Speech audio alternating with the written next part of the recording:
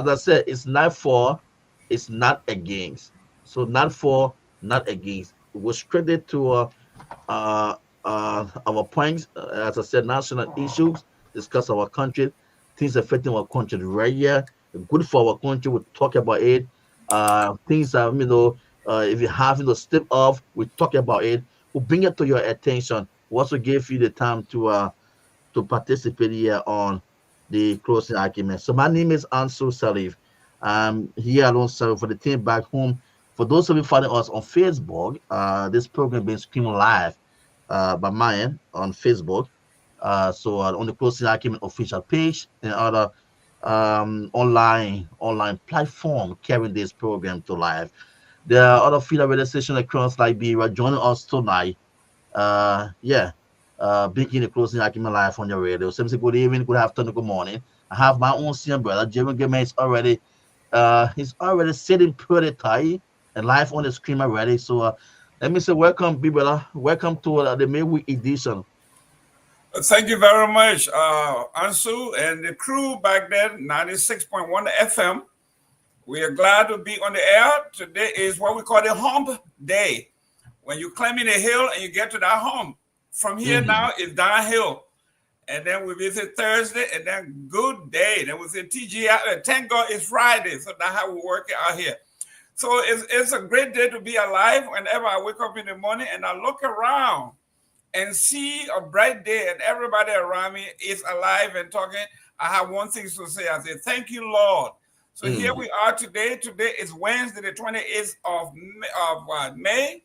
Yeah. June is right around the corner. How are you doing, sir, and your family? Good. The family back home is good. As I said, we cannot complain. We are moving according to the rescue train. You in your rescue corner? Yeah, exactly. I'm in my rescue corner. Excellent. Doing everything the rescue way. Excellent.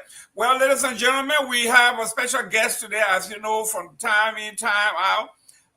Closing argument is where, if you want to be intellectual, you want to be academic, you want to be credible, this is where you need to be. If you want a quotation, you want to talk to somebody, if you want to quote a credible person, this is where you want to be. But before we go into that, let me give you some of the weather updates in the Republic of Liberia. And let me start with my homeboy. I think I know somebody from Nimba, from the Sacramento area. I think I know who that person is. But let me start with Ganta, which is the capital city of that place. 75 degrees, but it's 99% humidity. That means it is hot. It is very humid in Ganta today. 75 degrees. Then I go to Nima as a whole. 75 degrees feels like 80 degrees though. 100% humidity. That means it is hot. We have today in Nima thunderstorm, light thunderstorm and rain throughout the day in Nimba as we speak. It's thundering in Nimba. And then we go to Bunkan to 76 degrees, 100% humidity, light rain, wind at 5 miles per hour. And in my hometown, Florida here, where I am, Fort Pierce is 88 degrees, isolated cloud, thunderstorm, low 75, 90% rain. So it's raining here now in Fort Pierce. Let me go to my hometown, the big town, Miami, down south. In Miami, it's 89 degrees and partly cloudy, and the low is 81.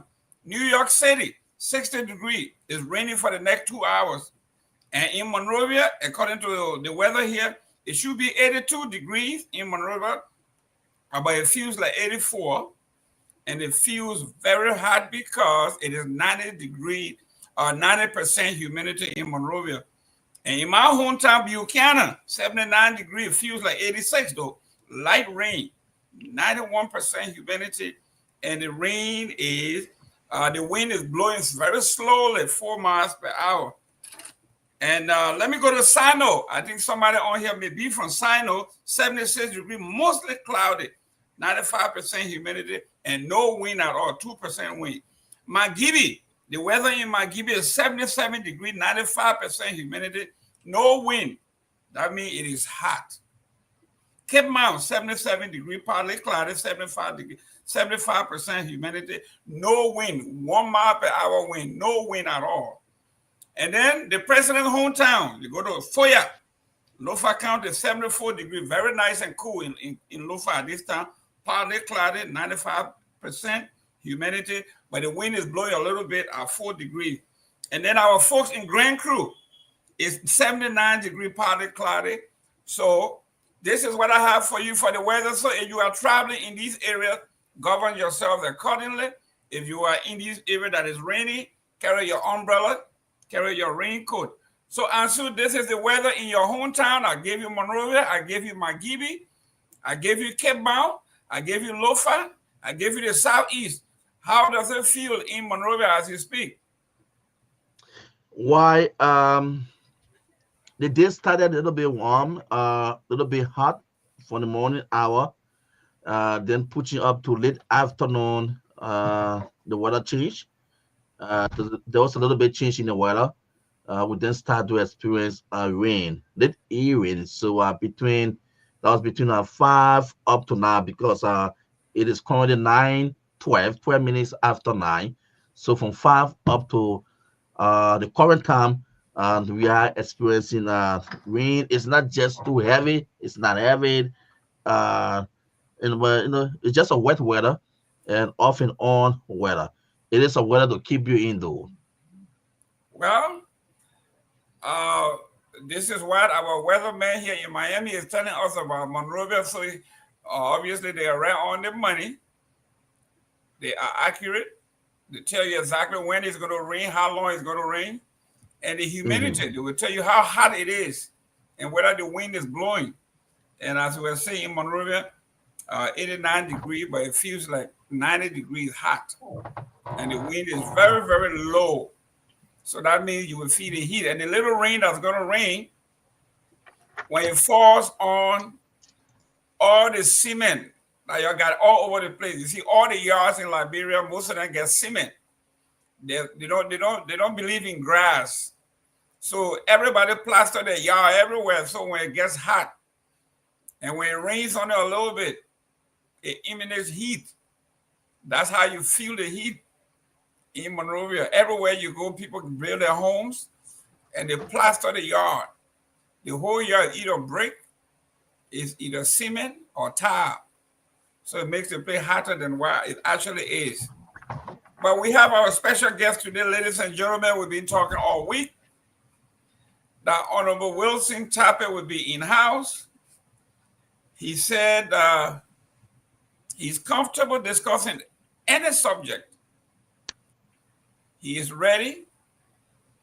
He's ready to rock and roll. He said no holds bar. He's ready. He's a teacher. You know, when you go to the big meeting, they say there are 3 people you do not want to give your microphone to: a lawyer, a preacher, and a professor. Because when you give the preacher a microphone and say you get 5 minutes, forget it. He will preach for a whole day. When you're talking to the lawyer, you say don't speak too long. And then the biggest person on our list is the professor. When you get the professor the mic and you say you got 5 minutes, the professor will teach you philosophy, mathematics, logic. He will teach you everything. So today we have one of the best and brightest, Liberia's best and brightest, one of Liberia's best and brightest. That's Honorable Wilson Tapper, professor, a manager, a politician.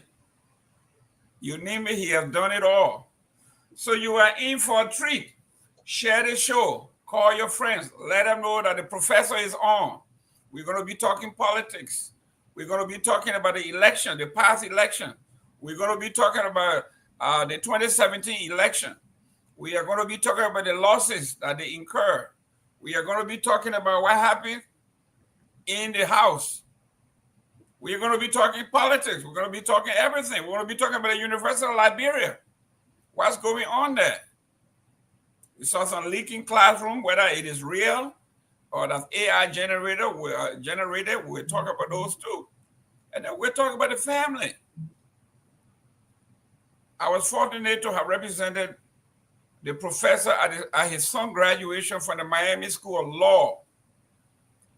The gentleman has a master's degree in maritime law. They say the fruit doesn't fall too far from the tree. So that's a disclaimer. I have some relationship with the professor here. So talk to us about. There you go. Uh-oh.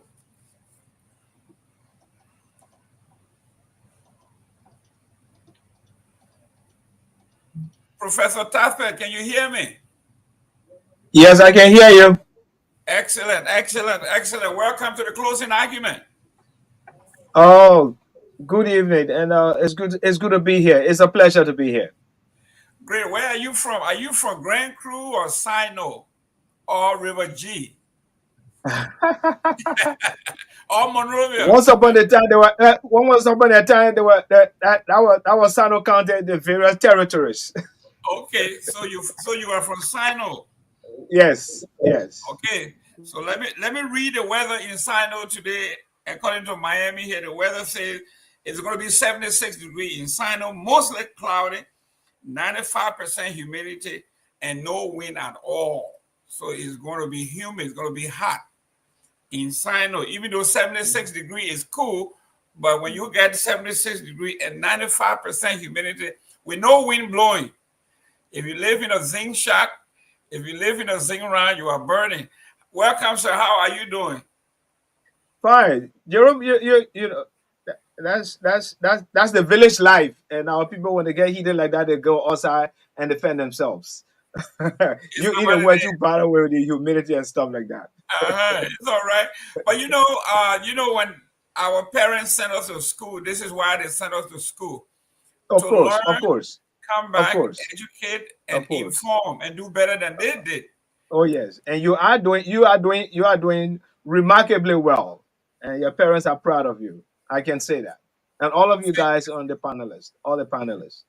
Thank Hmm. you very much. Thank you very much. Professor Tape, it's an honor to be here with you. Uh, for those who are new, some of us, we are not new to the professor. Hmm. Just tell us a little bit about who is Professor Wilson Tape. Thank you very much. It's a pleasure to be here.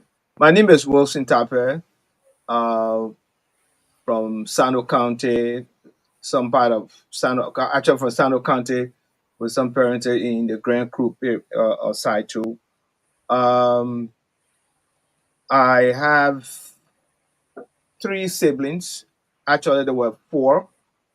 One passed as my twin brother. I grew up in Monrovia, specifically in West Point, Lokintown, and Nicrutown. I had the pleasure to go to the best high school in the country then, the William V. Studman High School. Um, Graduated and had an opportunity to go to the University of Liberia. And after that, I went for grad school in the United States and did a master's in accounting at the University of New Haven, and went to the Indiana University of Pennsylvania and did an MBA in finance. I came back, I started to work, and went back to school to do a couple of executive programs, one at MIT and the other at Duke. Work, I started as a cadet with the National Bank Liberia, the predecessor to the now Central Bank of Liberia. In fact, they trained me after that graduate. I got a scholarship. When I returned in 1982, I was privileged to be named managing director of the Agriculture Bank and later on president chief executive officer.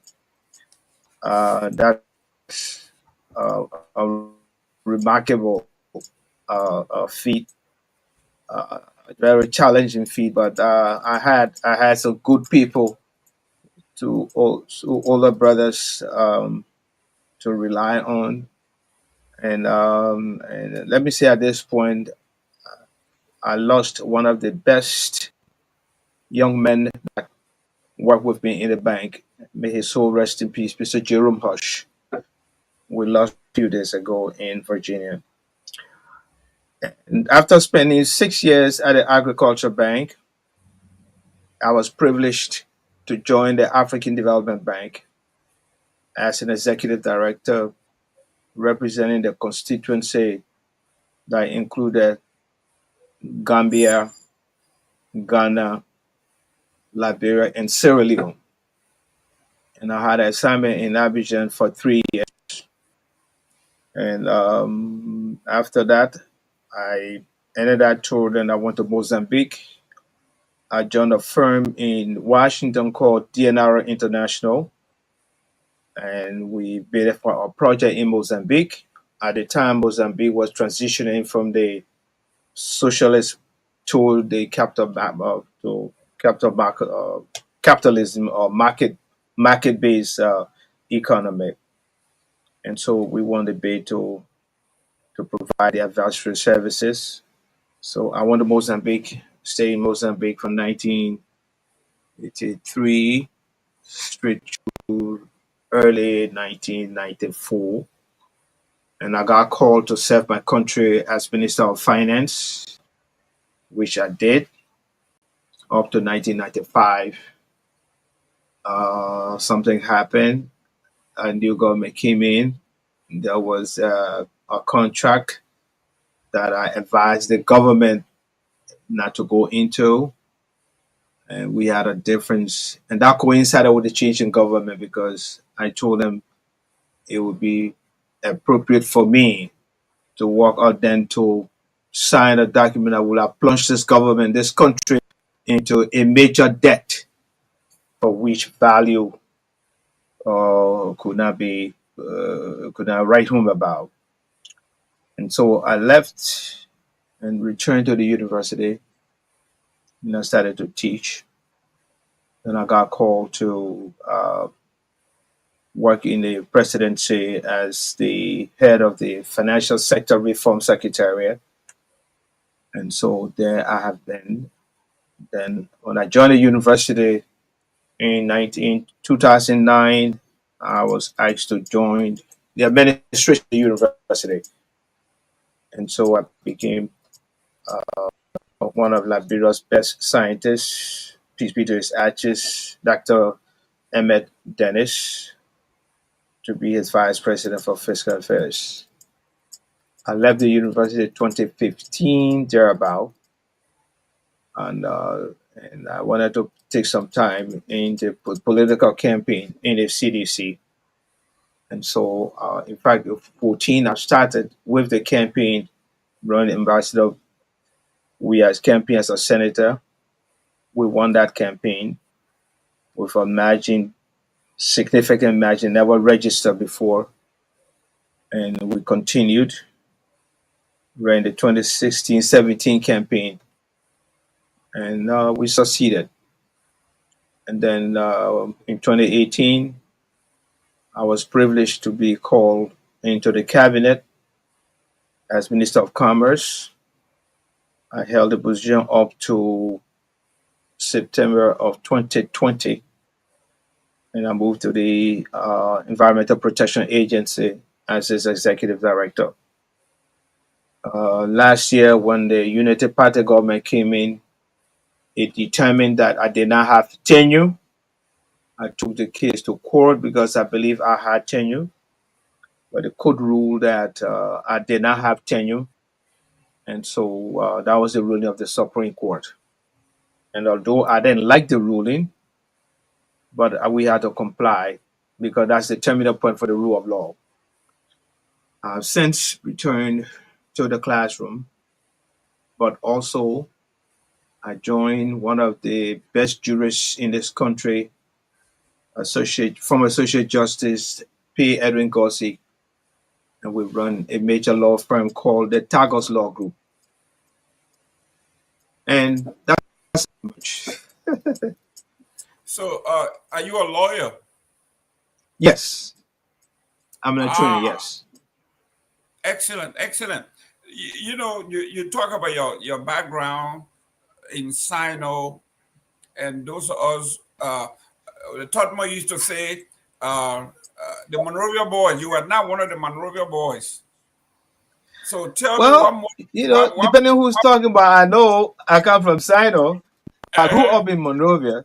According to my grandmother, they brought me here when I was say 6 or 7. So I've been there since then. If you can call that Monrovia boy, maybe, but I consider myself as that. No, President Todman would say, if we come from outside of Monrovia, we're coming in to fight. They will fight you tooth and nail. You are not a Monrovia boy. But let me welcome Victor Nangbe, another alumnus of the William V. Todman High School. How you doing, Mr. Nangbe? Hey, Jerome, it's good to be here. Professor Tappet, welcome. It's good to see you, man. How you been? Cardinal, good to see you. Same here. And Ansu, how are you? Let me say hi to our listeners and audience as well. And thanks for joining me. But let me ask you this. Talk to me a little bit about the tenure thing. I mean, I was a little confused because I think it's a clear-cut thing. Either you have it or you don't have it.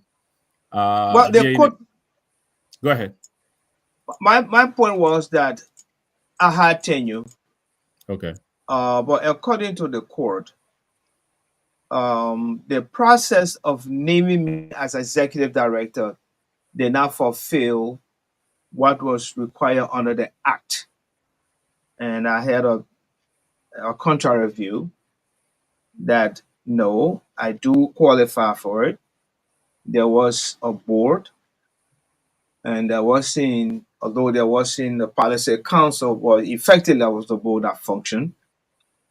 And also that my presence in the EPA brought significant results to the country and the presidency as well of the country. The many things we were able to achieve was to elevate Liberia on the climate change global radar. That in 2023 May, Liberia was named climate change ambassador for Africa. There were only 2, one from Liberia and one from Uganda. And I thought that with that significant result to the country, I think that should have been considered. That the country benefited, the presidency as an institution in elevating the country to that level, also elevated. And so I enjoy the protection of the act. But it's the Supreme Court. That's the final arbiter. Right. And they had a contrary view. Okay, we understand all of that, but you did not have a tenure. And so I'm glad they left the office in April of 2024. Great. Well, before I pass it on to Jerome, let me extend my sympathies to you. Yes, Jerome, I met him too, and as I was coming on to, I got a news in one of the chat rooms. So my deepest sympathies to you and the ACDB Bank crew. Thank you. Honorable Tappet, we all come from the background where something motivates us to do something, to be greater than ourselves or greater than our parents. What are some of your motivating factors to do all of these things? You talk about finance, you talk about the private sector, commerce, the environment, law, advocacy, politics. What was your motivation? Oh, my motivation was to, given where I come from, to be the very best I can, to make my parents proud. And if I started having a family, to make sure my family was given the opportunity and to help anyone I could. This is why we quietly assist as many young people we can to give them a better life. But that was my motivation, that we could do better regardless of where I came from. That okay, who grew up in the ghetto, the largest ghetto in the country, like Nikru Town, who achieved the best he can. Unfortunately, we did that, and there are other people who even achieve far more than that. So that was the motivation that I had. Yeah. Okay. Before I go to Nangbe Heavy has any question, which of those leadership roles, honestly, that you think was more challenging? I mean, you wore so many hats. There has to be one that was just tough, that life didn't prepare you for, but you have to insist and persist and persevere. Well, each of them had specific or unique attributes that made them challenging. But overall, the one that came out in order priority would be the Minister of Finance at the time of the war. This is 1994-95. The the interim government had about only 25% of the country, where you had to deal with the entire country in terms of salaries of people. It became difficult because revenue sources were strained, and it became difficult. But by God's grace, with the level of cooperation, we were able to make some mark. Yeah, we didn't do Uh, all that we wanted to do because the resources were not available. But the little that we have, we made the best out of it. And the first thing we did was to make sure the civil servants were taken care of. For instance, when I came in, the salary area for civil servants was I had as 13 months. 13 months. So in 3 months, we were able to clear all of that. And I think that was a significant stride we did. And thereafter, we made sure that areas did not build up to that level. Yeah. uh, Mr. Nambi. Yeah, you don't mind me calling you Wilson because I mean this professor thing, you know, I always call you Wilson, or do you mind? Hey, my brother, call me Wilson, call me Kopa, call me Kajo, Yeah, there you go. anything, Now anything. I'm more at ease now. But listen, let me ask you this, Wilson. You have Yeah. always advised politically, like I mean, meaning politically, you've always advised sort of behind the scenes. I know you advise Gary Matthews, whether directly or through intermediaries. I know my friend Edward Fowler brings a lot of advice from you, you know, wise counsel. Uh, why did you come out so publicly this time to align with the CDC and the former president Weir? Say that again, please. What I'm wondering, you have always advised politically from behind the scenes, but you became very public, and one of the public faces of the CDC and of course, the CDC government. What is the motivation that actually brought you in the open with the CDC as opposed to your, you know, wise counsel that you gave in the past privately? Thank you. Good question. Thank you. Good question. What brought me out openly was we done a small survey, and I call it cement paper analysis. I call it cement paper analysis because it was done by guys from the ghetto, including myself. And after the war, we decided this country needs to move forward. You had a population, where at least 60% of that population were below the age of 35. So the likes of you and myself, we make up that 40 or less. Now, those of us that grew up in the progressive environment, the United People Party, the Liberia People Party, and all of that, it has always been opposition to see we could take power. And for that time, it became difficult. In the the period after the war, in the case of the CDC, we saw the numbers, and our position was we need to go in and provide direction, to provide leadership, so that what comes out can be able to serve this country properly. And that was our motivation, and that was the reason why we came. Yes. Thank you. And that is why I'm asking you. So let me ask you this, and let me welcome Sylvester. He will come in. Do you feel that your advice and your guidance to the CDC were heeded? Are you satisfied, in other words, with the 6 years of the CDC government over our country and the resources? You know, the presidency is like a beehive. If you approach it and it goes well. But when it begins to produce, the bees go all over the place. I got the cooperation, I got the attention of the CDC. They followed the advice. And even after we came into the government, it became a little challenging because now we're running a government. Advices were given, advices were heeded, but we are talking to people from different sources.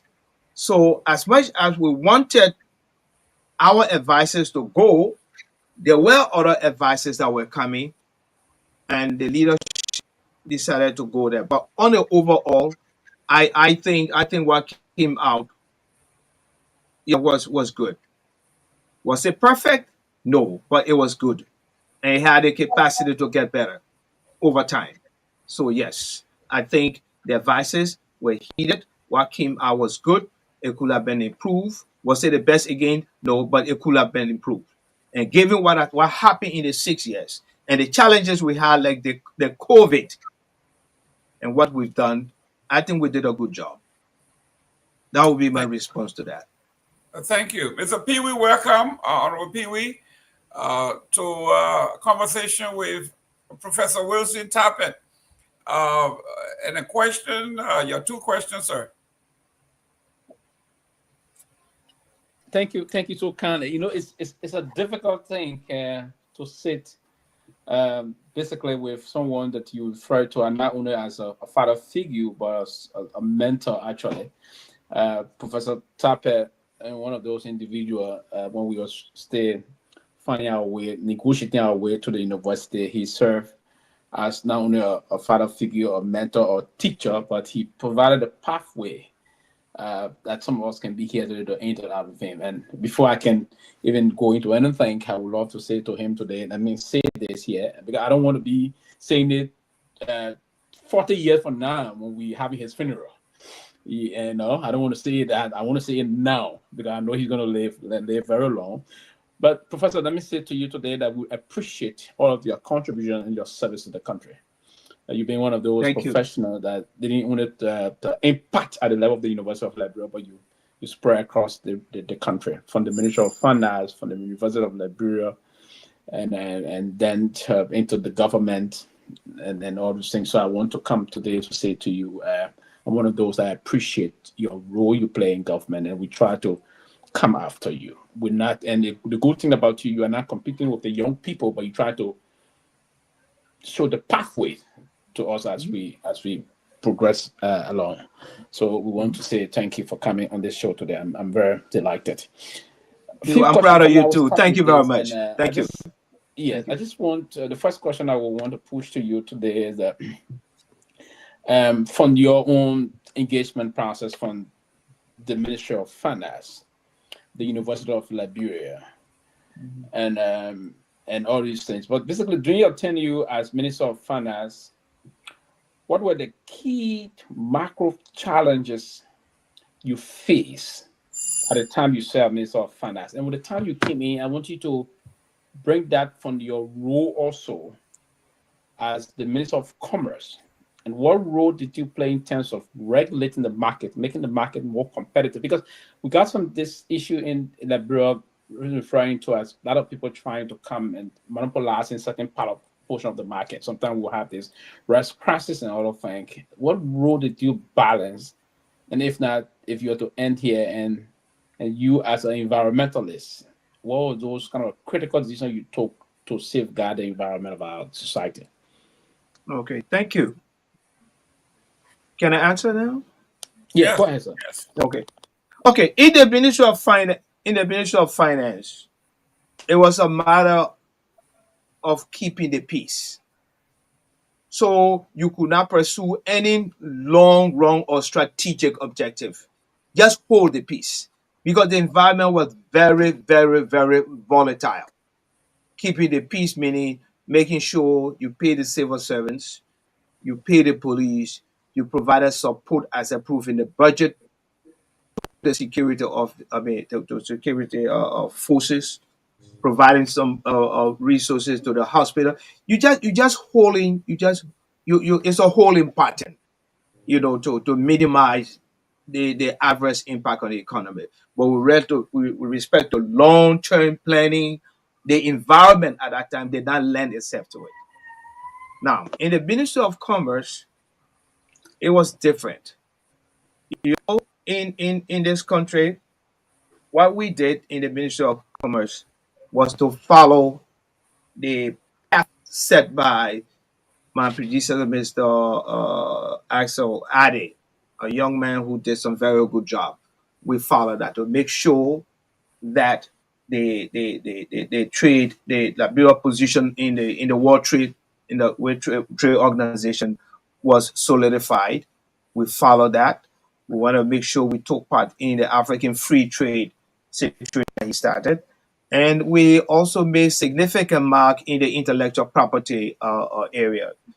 Peace be to the arches of one of the best, the pioneers of that, the late Lauren Morris, who passed a few months ago, and we're able to do that. Now, coming to the commerce thing, one of the things we followed too was to stabilize.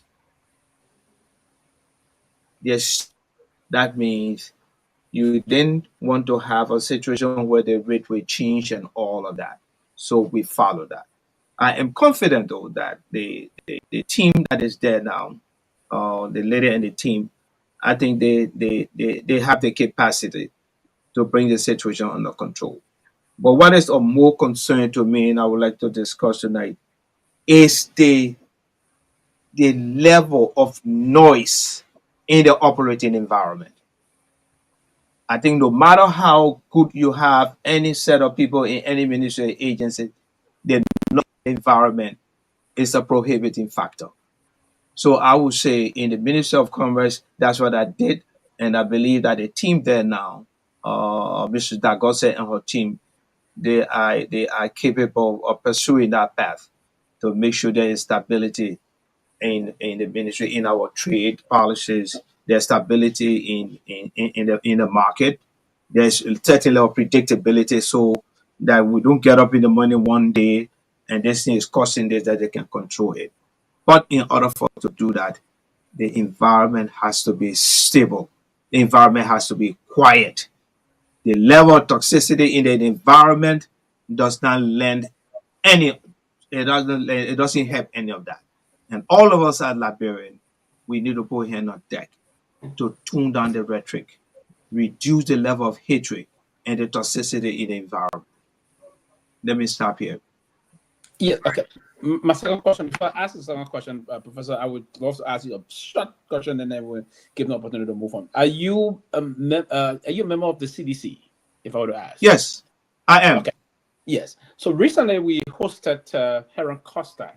Well, I don't know if someone asked the question, then I can change it. But we hosted Heron Costa, and he referred to the CDC, you in the CDC, as bunch of unsophisticated people. That's how he referred to you.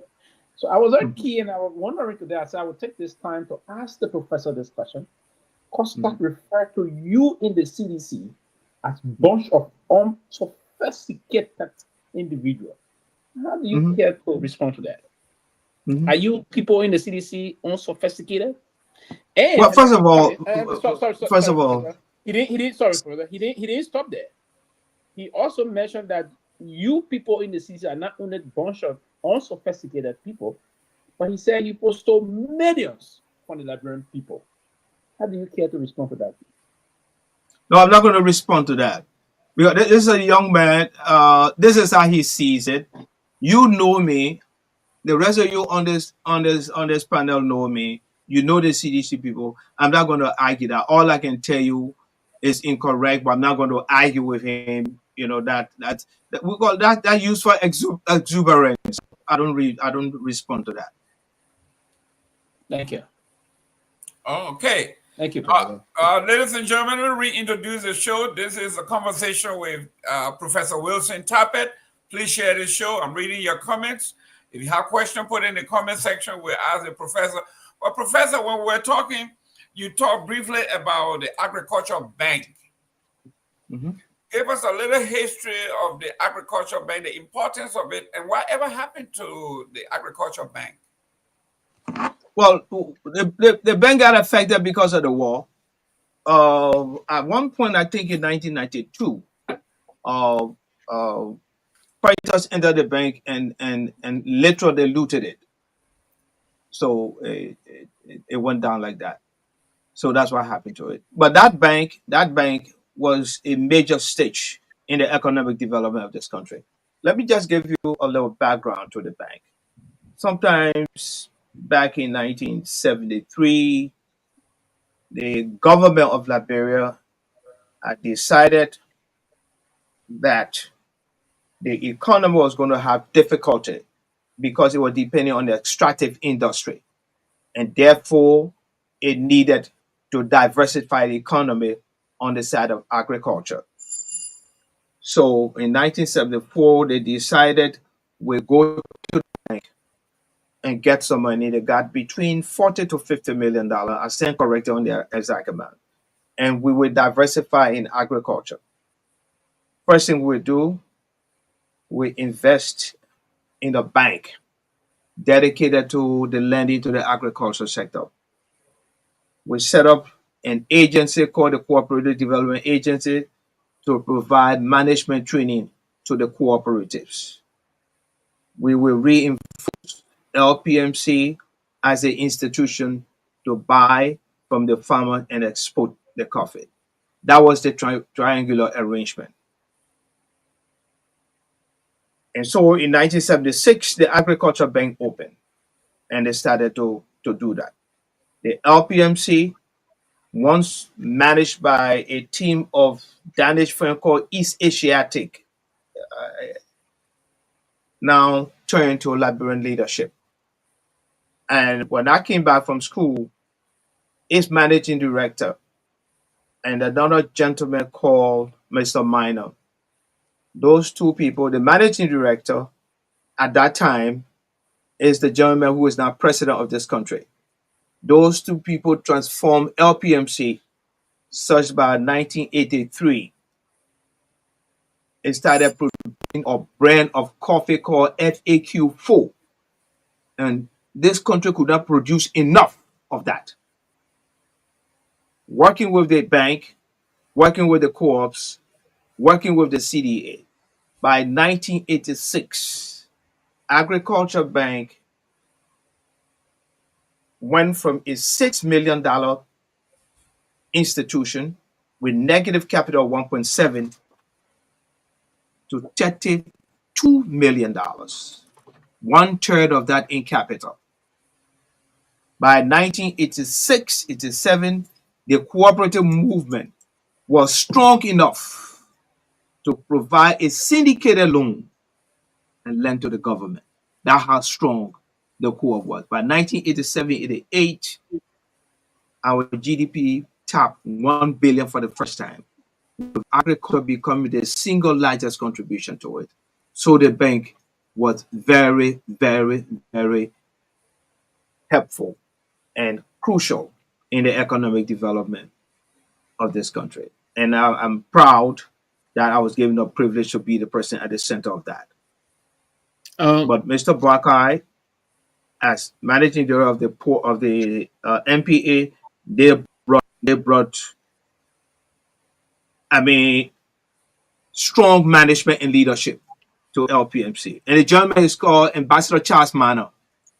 And these people brought LPMC to a level where it became very productive. And through it, farmers were able to do best. What we did in the Agriculture Bank was to follow the farmers. Instead of farmers coming to us, we decided to follow them. For instance, when I went to Agriculture Bank, we had a branch, the headquarters in Monrovia, a branch in Ganta, and a branch in Banga. We decided, I think there was a branch also in Lofa. We went from Lofa, we went to Zwedru, we went to Sino, we went to Harper, we even went to Foya. We followed the farmers. Why did we do that? Because it made it possible for farmers to produce more. Let me explain.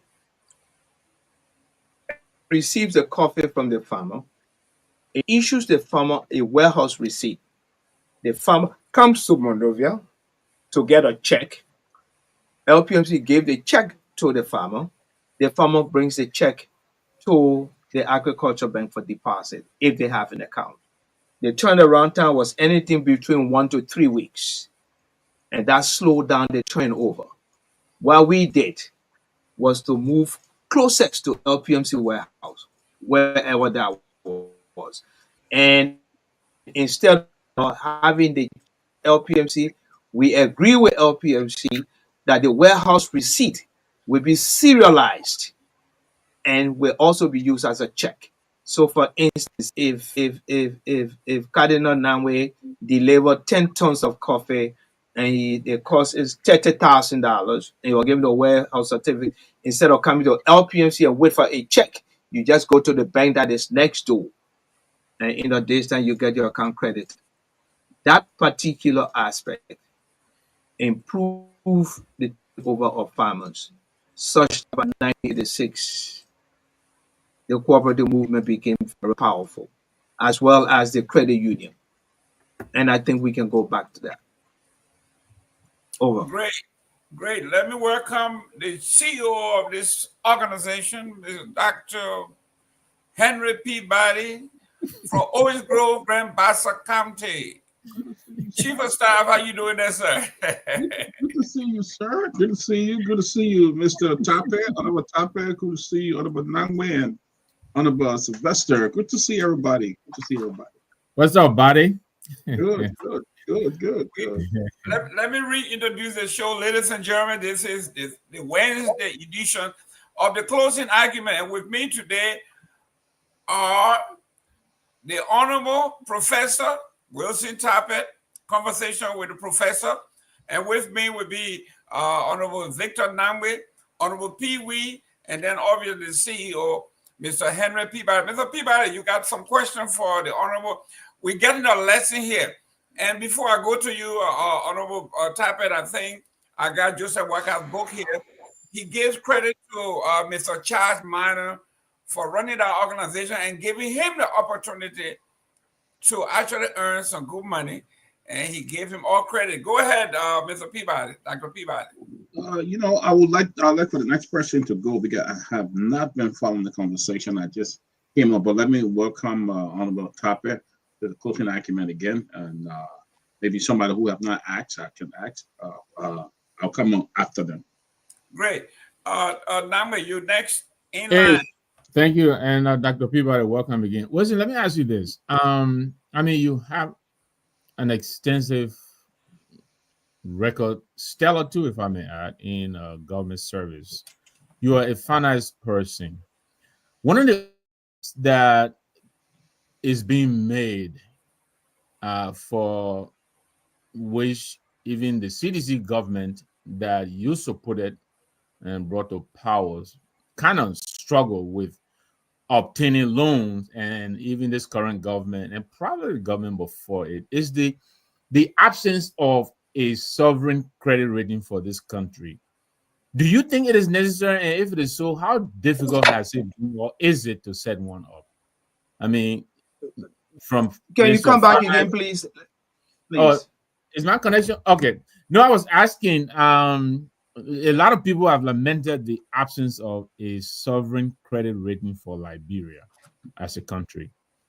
I would think that is something that would have claimed your attention. You've been in government for a long time. You are a finance person. So I'm asking, is it necessary?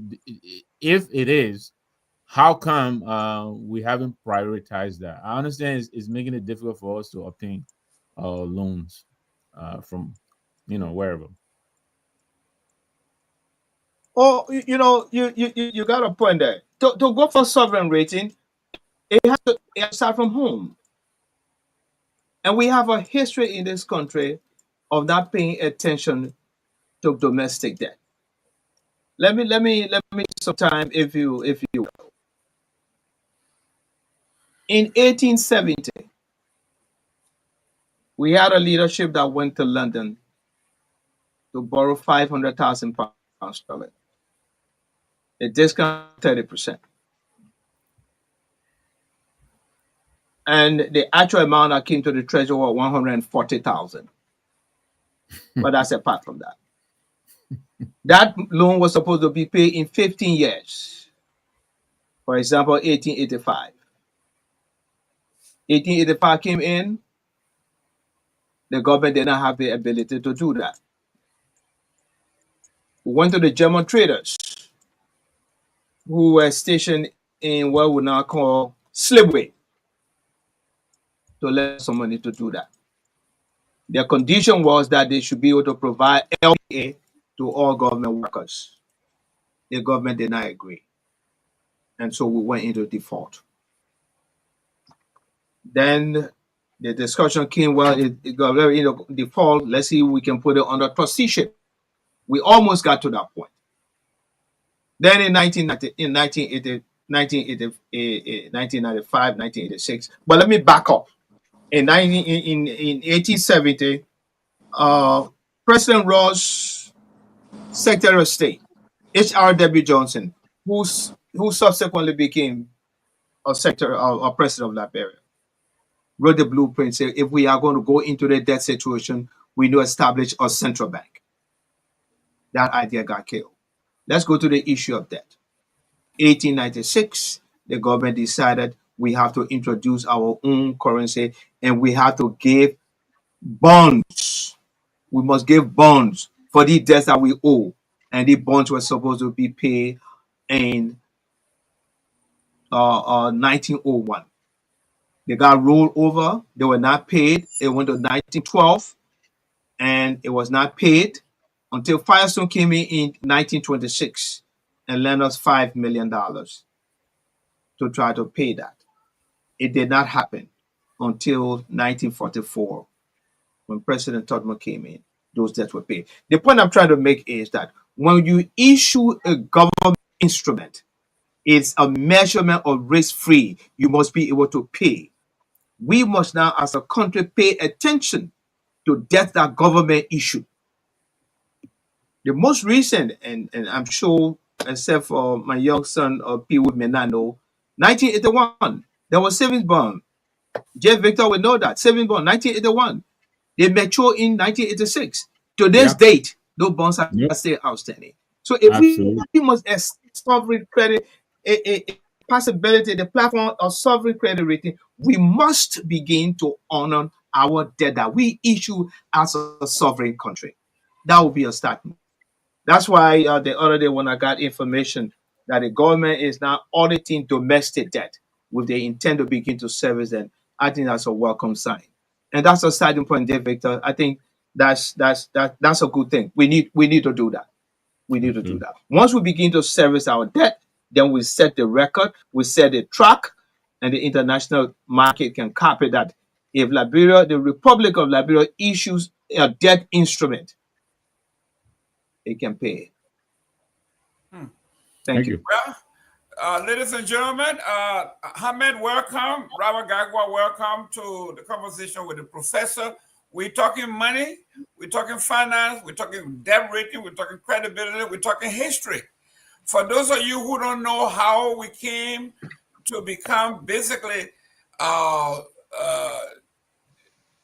the children of Firestone, you just heard a history that the incoming of Firestone was as a result of several things that happened. And one of those things, key to it is, if you want international recognition and rating, you better pay your debt at home. You cannot issue bond, take money from your citizens, you can't pay, but you want to pay, you want international people look at you that you're going to pay their debt. It makes no sense. Ahmed, you were on there first. Any question for the professor? Yeah, I think it's holistic, right? Anyway, good to see you again, Professor Tape. So we have been dealing with this issue of domestic and foreign debt. I just wanted you to explain when in 2000 was it somewhere around 2009 or so, when Ellen Johnson Sirleaf as president had gone to the United Nations in the United States, and there was this program that said Liberia foreign debt or Liberia debt was waived. What did that mean? And then, if that was the case, how then again have we come back to from that period to now to perhaps have accumulated more debt than even what was waived? So, could you explain that a little bit? Well, I do not know much about it, but I think you're making reference to what the international community did. Let me backtrack a little bit. After the war, Liberia was considered a failed state. And so in order to put it together, they had to bring in, the government management and the GMAP. They had to bring that in. GMAP left. And then when we had the elected government with President Johnson, the international community said, look, we give you a fresh start. So it was this program called HIPIC. It's an assistance to highly indebted countries. Minister Garguah was Minister of Finance at the time. And so I think they wrote up a significant portion of all of that debt. So we started afresh. Now, I think your concern is how is it developed? Why is it rising? I do not know the level it is, but you can, I want to believe you can look at the level of development we have. And most of those resources were invested in that. Ahmed, your second question. Yeah. So,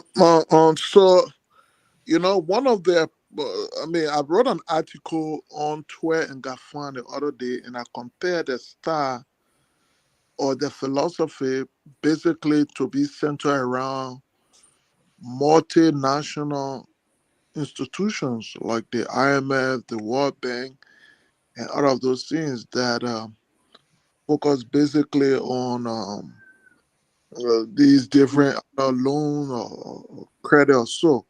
You served as finance minister before. I wanted to know if there were any other approach, because the last time we had Professor Kennedy here, I said Professor Kennedy, somebody said, I think no, a senator, yeah, Senator Duncan, he said, I think our biggest approach as from the perspective of the finance ministry has always been just to focus on we pay salary. Once the government or the finance ministry is able to pay salary, it tends to ignore all innovation in expanding the economy of the country. You serve as finance minister before and looking at the country now. What is it? What can we do? Is it enough just because we are able to meet our salary on time and then that's in the responsibility of the finance ministry? No, what other innovation we could tap into to expand our economy outside of the 800 million we have now, considering that the population is growing, the demands continue to increase, and all of that. Thank you. I don't have all of the answers, but I will say this.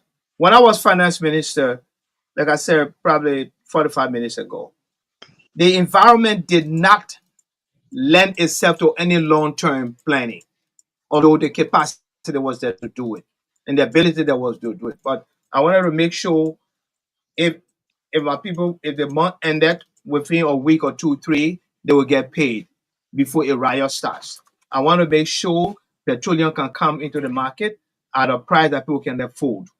There wasn't any long-term planning because every other day you could expect anything to break out.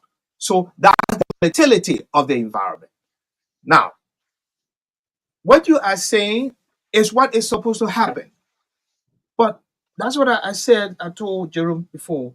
In order for that to happen, all of us must ensure, both government and non-government, or you can call it government opportunity, all of us must make sure that the country remain peaceful.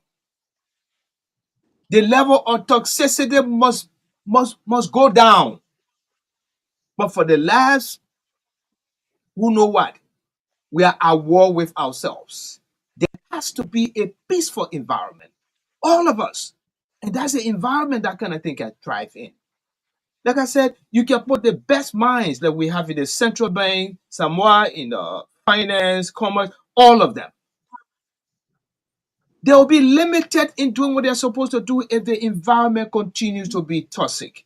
So my advice and appeal to all of us is to work in our own way, all hands on deck, to make sure that we keep this place peaceful, orderly, less toxic, so that people who are coming in will do business will see a serene environment, an orderly environment within the framework of the rule of law. Until we do that, well, I don't want to consign us to damnation. We have to do that now. We have the capacity to do it. Then what you are talking about, which is a brilliant idea, it can happen. The second thing, in order for that to happen, if Robert was in government and his government, Robert, excuse me for using everything as an example, they put a plan together that was good for the benefit of the country. Those succeeding Robert must try to stay with the plan. But do we do that? No, because we don't let Robert abandon the plan. So a new group comes in, they reinvent the wheel. But that can happen if you have a toxic environment, a disorderly environment that needs to be put in order. That all of us can say, this is our country. We have to keep this place peaceful. We have to keep it less toxic, and we have to relate to one another as a people and look at a general direction. This is my concern about this environment that we call Liberia. We need to keep it. The level of toxicity doesn't help anybody. It doesn't help anybody. The good thing, I'm hopeful that we can do without it. Thank you. Thank you. We are talking about the toxicity of our politics, of our religion, of our economy, of our family. It is everywhere. He prays and he trusts that we will bring that to an end, that all hands should be on deck. We are all responsible. Robert Garguah, your question, sir, if you have any. Thank you. Thank you. It's great to be on interacting with Professor Tope. And Professor, thanks for availing yourself to interact with us today. I would like to get started with where you ended in your last comment when you said, in regards to the debt relief in 2010, I believe, over $4.6 billion was relieved in external debt. So when you say we started fresh, I concur with that. But my question, I think a lot of, and I'm not an economist, so you probably have a whole lot more appreciation and understanding about this topic than I do. So I'm seeking, I want to be educated a little bit. So when you say we started fresh, you've worked in government, you worked as former finance minister. How first did we start without a holistic plan to remain debt-free while strategically investing in infrastructure like roads and power, rebuilding the economy through private sector job growth, and delivering other critical services like healthcare? Because it seems like currently we're back to half of what was relieved in 2010, and it was the government's responsibility to gather the best minds in economics to make sure that we were responsibly, we're not getting back into the same issue that we faced before 2010. But it seems like when we're borrowing all these monies, the public, given all of our infrastructure development and everything that we lack, it seems like we're not spending the money logically. We're not prioritizing areas that the relief in 2010 really focused on, right? And so how first did we start?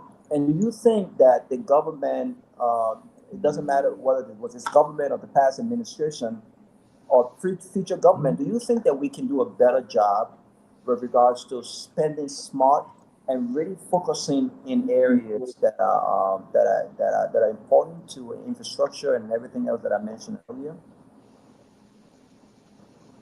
Robert, let me just say something first. You say you know United Economists. It is individuals like you who make the best decisions in these things. Why? Because you are not biased. You look at it from the realistic standpoint. Now, with respect to your question, say whether we can do it, Robert, we can do anything as a country that we want to do. We have the capacity. We have the resilience. We survive a war. We survive Ebola. We survive COVID. COVID-19. We can do anything. But in order for that to happen, Robert, we have to love one another, respect one another, not politicize everything. If Robert has an idea that will take this country better, support Robert. And let's make sure this is where coming from. We have the capacity. I was a young man and I had the privilege of working at the level of the African Development Bank. I worked for Ghana. Half the people who work for the people of for the government of Ghana are not government employees. If they have something, they will call Robert, they will call Peabody, they will call Fofana, they will call Nangwe. We got this job. We want you to look at it and tell advice brought in to the mainstream government. Ladies, this is where we are. We can do that. I am hearing that there are efforts to reopen the agriculture bank, which I believe is a good thing because without a bank agriculture lending, my brother, no amount of aid, regardless of the amount, will go anywhere. So the question I ask, my response is question that whether we can do it. Yes, we can do anything we put our mind to. We have the Thank you. capacity. We have the Just to, resilience. But for just that to to push back, happen, Your we just, have second, to your calm second this place question, down Robert. and Let, go let him beyond land. politics. Let him land. Thank you, Robert. no, I thought it Robert, was done. Thank you, before I ask my second question, just to push back a little bit though, when you talked about yes, we can do it. Do you think that it's a government? We are administration, Ellen administration, this current administration, the expansion of government, right? We heard the last time that the Walker administration were opening another. What the expansion of government? Do you think that government is enabling the lack of a functioning private sector by continuing to expand government? Trying to reward folks who got into power instead of focusing on the private sector. So how can we do that when we continue to expand the size of government when you cannot, I don't care how big the government is, you cannot hire 20% of the population that are actually needing jobs? Robert, is one thing to say the private sector. I am a subscriber to that. The private sector should be the engine of growth, but the government must establish the enabling environment. What does it mean? Rules, laws must be consistent. They must be complied with. If Robert comes in as a potential investor to apply for the production or the importation of something, we must be able to give Robert a checklist. And when Robert fulfills all of the requirements on that checklist, Robert should have a reasonable expectation of going to the next stage. In the absence of that, if Robert cannot be assured that that will happen, then we lack predictability. And we have to create predictability for Robert to expect that when I fill this form, I'll be given a slip to go to the bank. And when I pay that, then I can get my license. We have to do that. That's what the enabling environment says. Then in terms of taxation, we have to make it private sector friendly. We have to. Those are some of the small things that we need to do as a country to create an enabling environment. Investment has to to come in. We have to do as a country is to create that environment for investment to come in. I'll give you one example. In this country now, for a bank to foreclose on your property, and in fact, it has improved now over the last several years, but it was a problem. We need to revisit that. We need to revisit the Rawa comes in the time it takes to process a document. That should be shorter. Another example I will give you.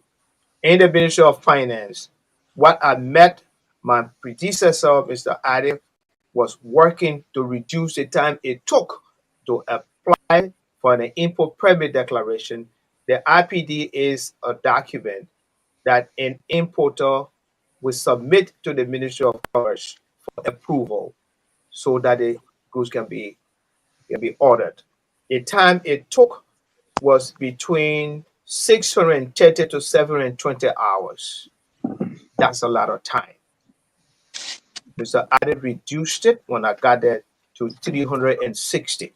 It was my responsibility now to reduce that. When we work things out, we reduce it to under 24 hours. That still was a lot. Now, we have a situation where the current administration in commerce is trying to even reduce that to under 6 hours by bringing in what we started working with, which was the destination inspection and the conformity of verification of conformity and the establishment of the standard lab. These are things that we need to do. So when you talk about enabling environment, there are a battery of actions that we have to take as a country to make it possible for the private sector to come and do business. Thank you. Here's my second question to you. You are an integral part of the CDC-led administration, and you are a lawyer. You are a lawyer. You're very loyal to President Weah.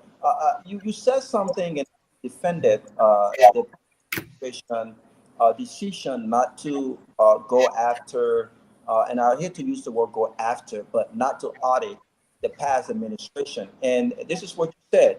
You said, quote, "We choose development. Most of these audit reports either lose public interest once they get to court or are dismissed altogether. Some even cause more embarrassment than outcomes."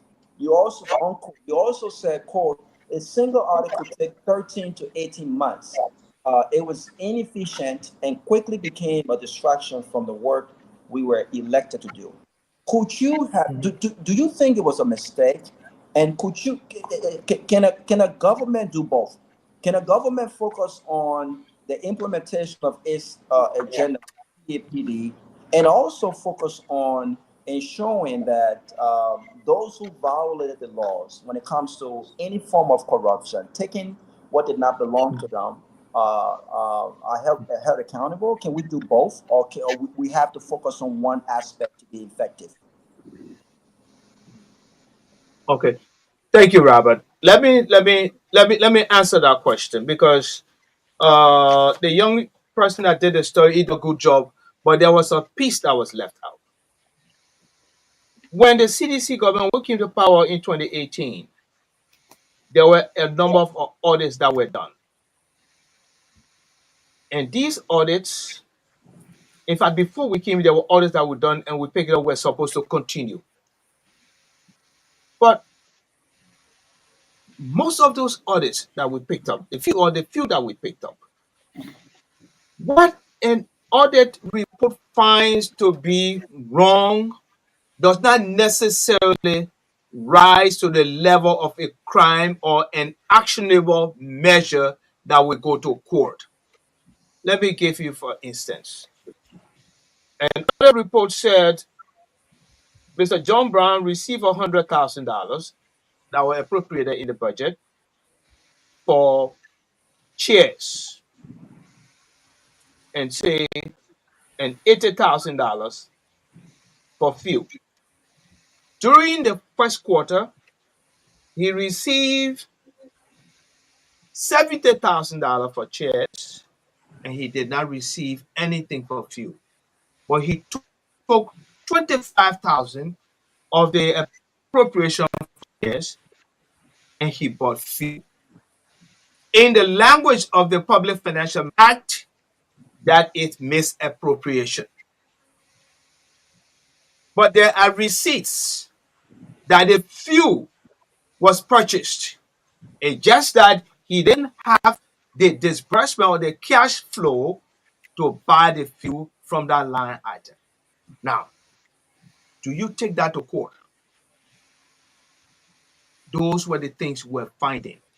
2, public perception of corruption does not necessarily mean you have the facts to prosecute.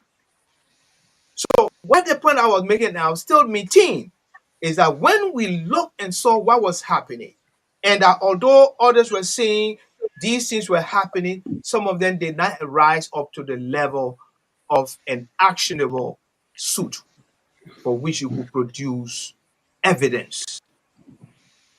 Thirdly, we asked, how long will it take if you do an audit and somebody is accused of doing this? Between the time the audit is done and the prosecution, it will take you anywhere between 6 to 18 months. You have a manifesto. In the absence of a cogent evidence to prevail in the court of law, will you spend time to do that? Of course, you can do that. If your intent is just to grab John Brown and disgrace him, and when you go to court, the matter is thrown out. That's the point I was making. Thank So you. audit is important. Dr. Peabody. Audit is important. And the question you ask, audit is important. The population, somebody said, well, the population that what will keep you out of office. Okay, fine. But that was the basis. So we would have to say we didn't want to do audit. No. Audit is an important part. Thank you. Oliver Topper, good to see you again. Good to see you. My question here, I want to come back to something you talk about the domestic debt, and during your time when they had the national saving bonds and they took a lot of people money. I remember my dad used to work for Firestone and they were paying money, and many of the people have died and will never get that bond back or the money back or all those things. How do you got the record are still there? You got us, still on the credit of the Liberian government that they couldn't even pay the domestic debt. So what do you think has erased that, or what do you think what is going to change now, especially because there's a pattern here that the Liberian government don't really pay their domestic debt? Oh yeah, domestic debt is important. I agree with you. It has to be paid. There are records. Records are here. That's why, in fact, if you follow through in the CDC time, the GAC did an audit of some of the domestic debts and decided close to, say, at least 300 or 400 million, or that was not valid. But those that were valid are now being reported in the hope that a payment plan will be developed to have them paid. It's important for that to happen, but the records are here. The important thing is there are efforts to do that.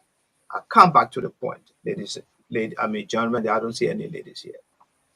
All of these take place within a framework of a general operating environment that is still volatile, intoxicated by fights among ourselves. And while we are fighting among ourselves, this country is gradually moving away from us in the hands of people who are not Liberians. We need to stop that. We need to tone down the rhetoric. Try to fix our country.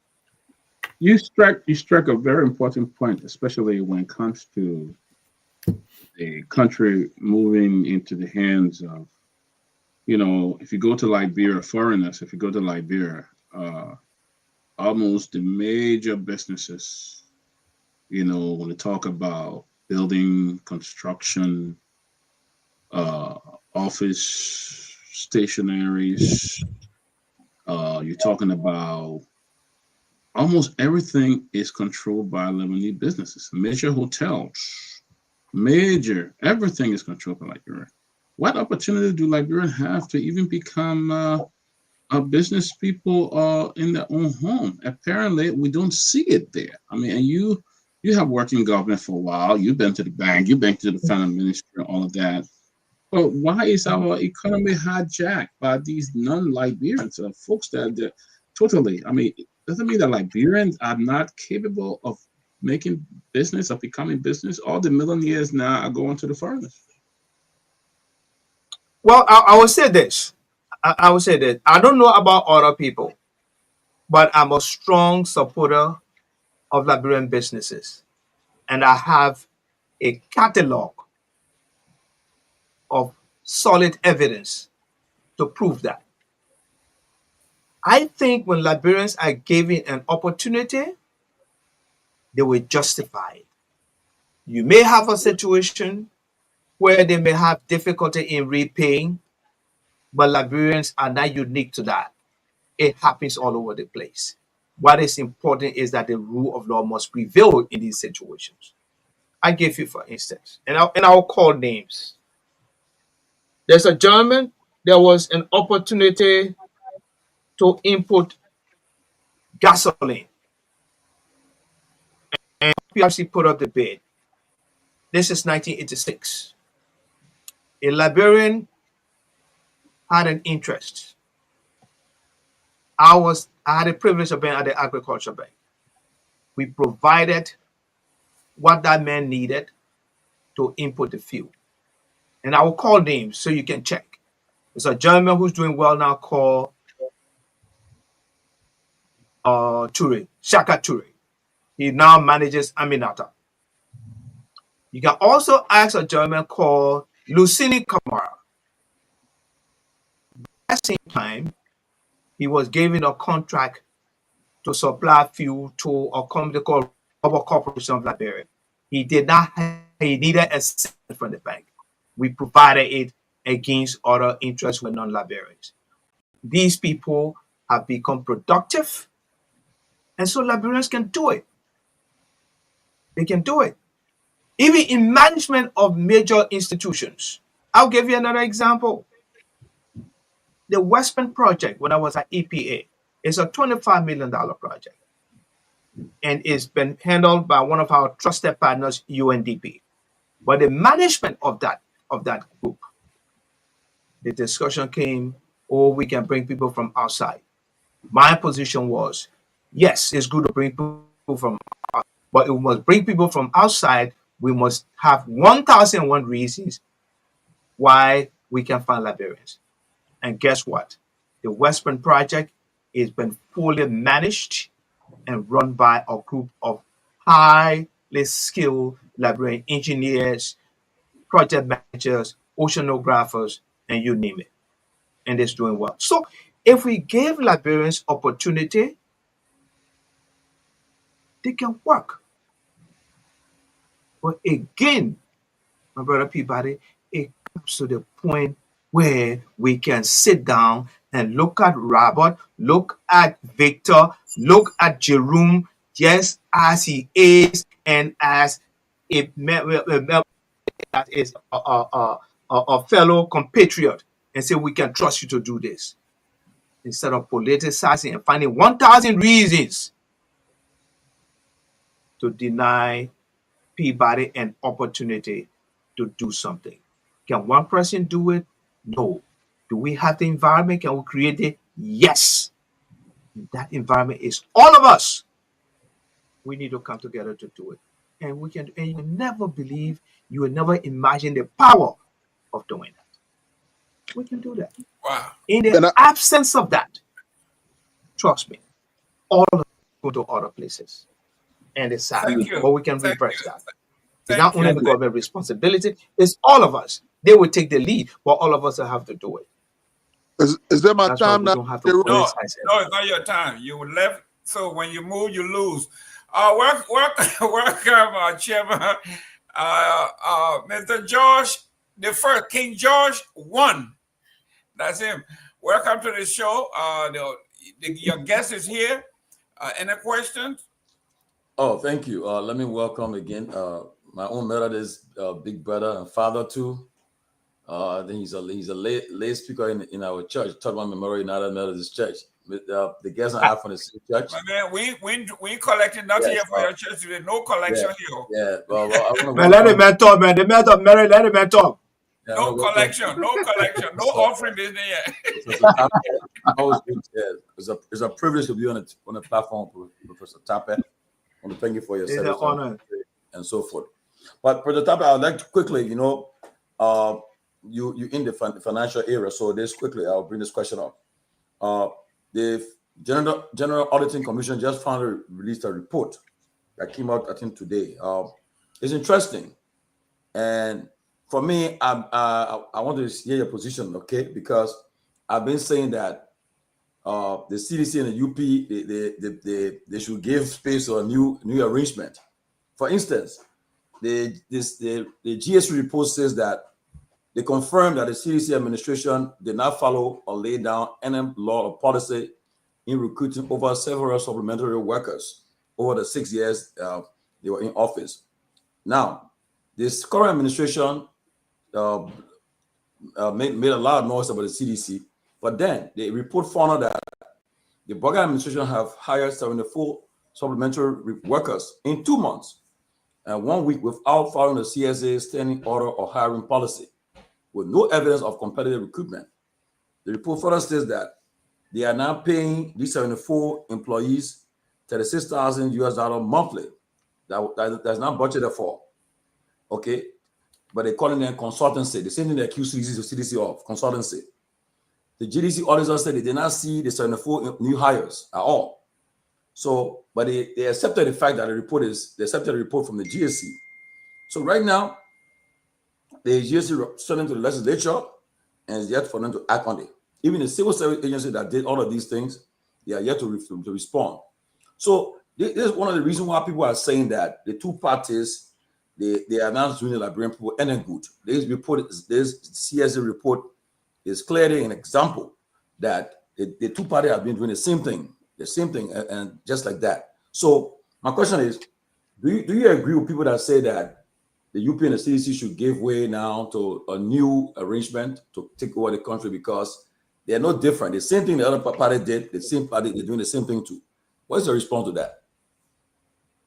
Okay, thank you very much. Let me give you. I'll go by way of a parable, and brother Namwe will follow through. In the borough, there's a place called Babiata. It's a joint, and two friends. One we say Kofa, and the other Nimina Wule. Two of them, every time they came from the port, free port, they would stop at Babiata and have a drink. We say had a way of taking a shot of gin. And when he took it, he got drunk. So his friend told him, say, Mayo, this year try to mix it with some soft drink. So the next day, he took the identical quantity of cane juice, mixed it with Coca-Cola, drank it, and he got drunk. He said, The next day, he tried Fanta. He got drunk. The next day, he tried Sprite. He got drunk. He said, okay, I'll try ginger ale. He tried ginger ale, the same quantity. He drank it, he got drunk. So he went to your friend and said, Mayo, soft drink can make people drunk. Victor, now you understand what I'm saying? Soft drink can make people drunk. He failed to realize that he was using the same quantity of cane juice. So my point is, it doesn't matter whether it's CDC, United Party, the other party. What we need is a standard rule and compliance to the rule of law. If it is wrong, it must be wrong regardless who does it. That's the point I'm trying to make.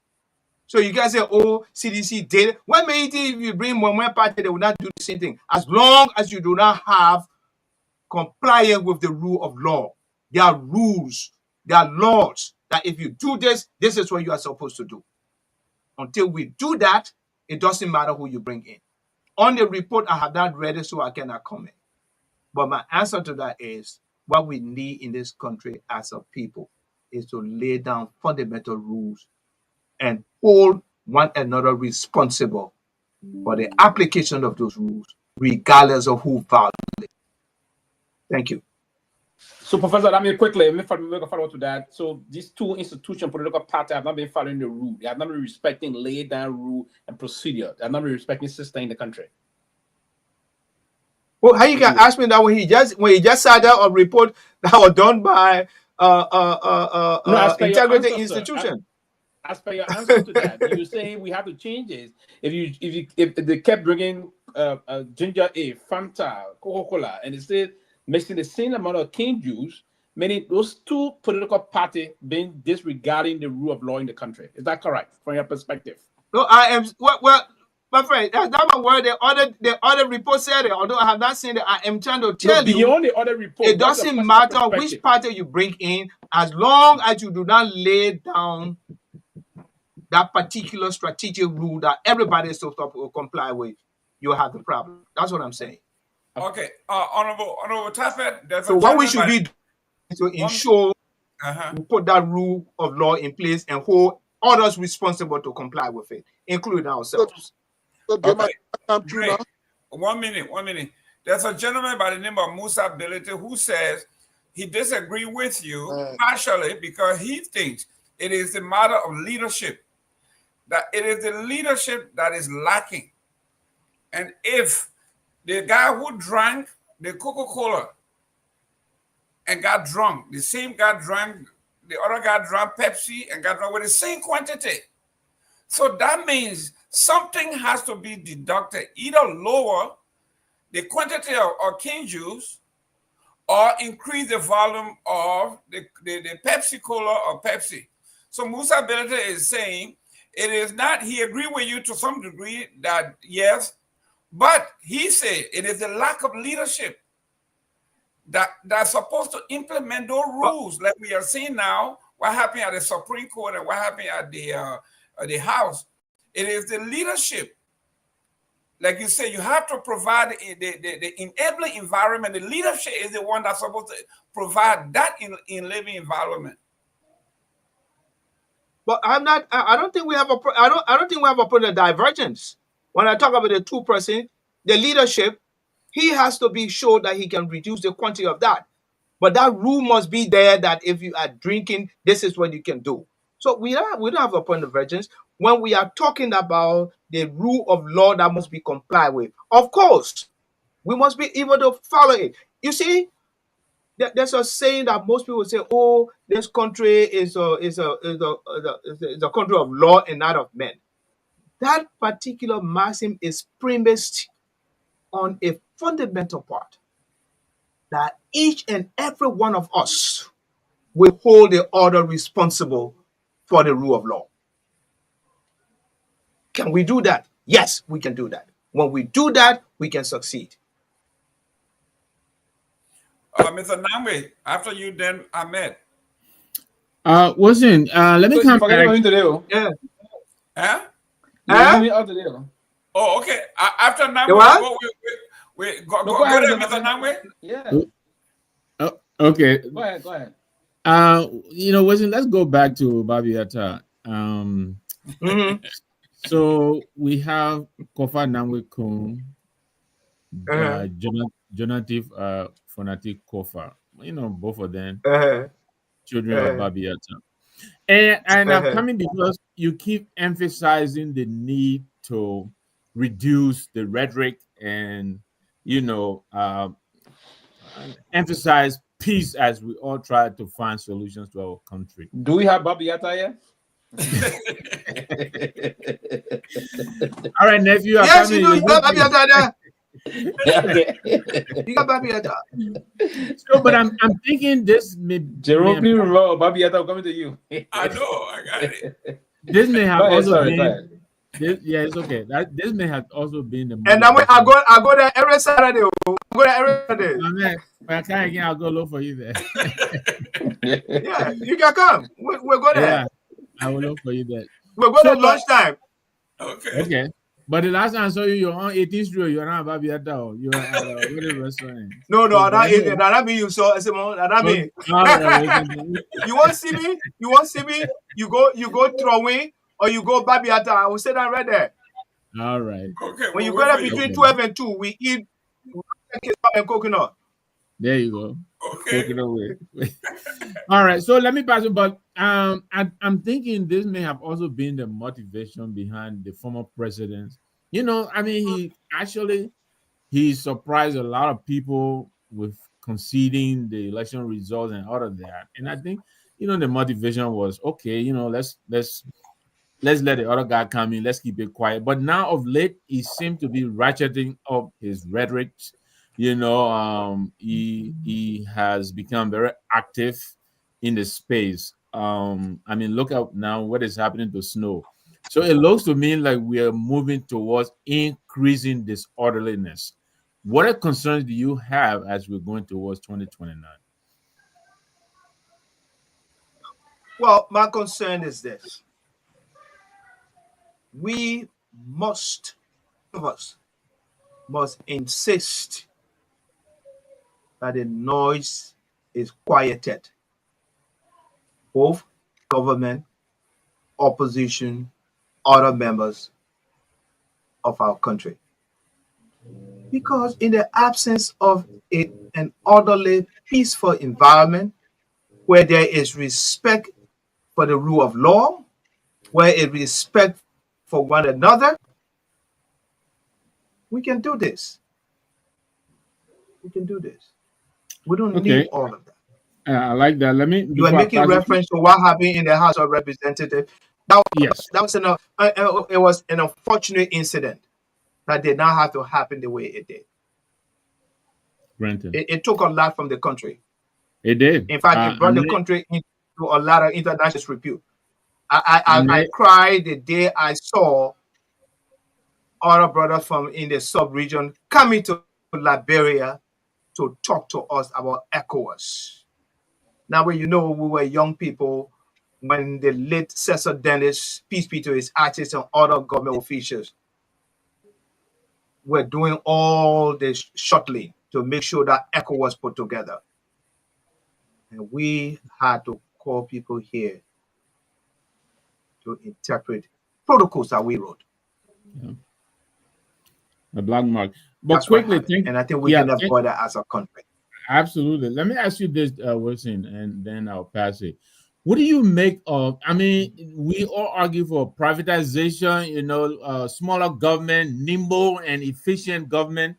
And so a lot of us were happy when these alphabets started coming into the government space. You're talking about MenTech, you're talking about CTN, you're talking about APM terminal. But now it looks like they have become the headache. And we thought they were, you know, outsourcing entities. Would you, in your days as Minister of Commerce or Finance, would you have authorized APM, for instance, or MedTech or CTN the way they are operating today? Well, at the time those things were put in place, in the case of the APM, I do not know the prevailing circumstances. So I will give the benefit to the decision makers at the time for their creation. In the case of the CTN and MTech, at least I had an opportunity to work with that. And when we worked with it, there was a structure that was put in place. And we left it where it is. And I don't know how it has been working. Okay. So I will not comment too much about that. Okay. All right. I take it. It sounds like you're saying there's been deviation from what was put in place. But I'll pass it back. I'll pass it. Pewee. Yeah, thank you. Today I wouldn't ask much of a question. Just shut that. Professor, there have been this debate. And yes, Pewee, there's Babiata because you are. Let me. Yeah, there's I really want to find Babiata. I want to establish one. Yeah, probably it's true. Yeah, man. July will find one somewhere in. Yeah. But Professor, this concern coming out, event around recent for the past week or so, if not two, but for the past week, about the first family of the Republic of Liberia, the Samuel Kayando family. And the reason why I'm asking this question, I think it was the time, I don't know if the time you were then serving as the Minister of Finance, there's this saying that part of the complaint of the late First Lady, Nessie Doe, that during your reign as Minister of Finance and the Dr. Amos Sawyer administration took some money from his account. That's just saying we want to account together from the Kisman Island, and that the Liberian government wrote a letter I turned to the Kisman Island requesting that there was some money of around $80 million in his account, and the island did give the money to the interim government at the time, and this is the money that she sued the Liberian government for and won the case at the ECOWAS court. And I thought, because I've been receiving a lot of messages to this direction, I thought to ask you this question directly because it was the administration of Dr. Sawyer, and I don't know if at the time you were the Minister of Finance or so, but did the Sawyer administration ever collect any money whatsoever that is attributed to the late foreign president of Liberia, that he went clean and went to court and won from the ECOWAS court? Did the government of I am not aware. When I was Minister of Finance, it was after Dr. Sawyer's administration. Peace be to his ashes. So I'm not aware.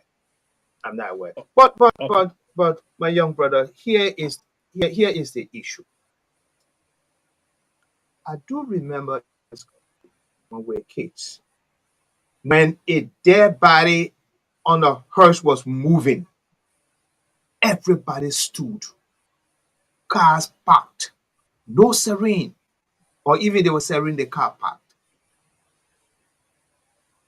What kind of a country are we when somebody is dead and we disrespect that and bring all of these arguments?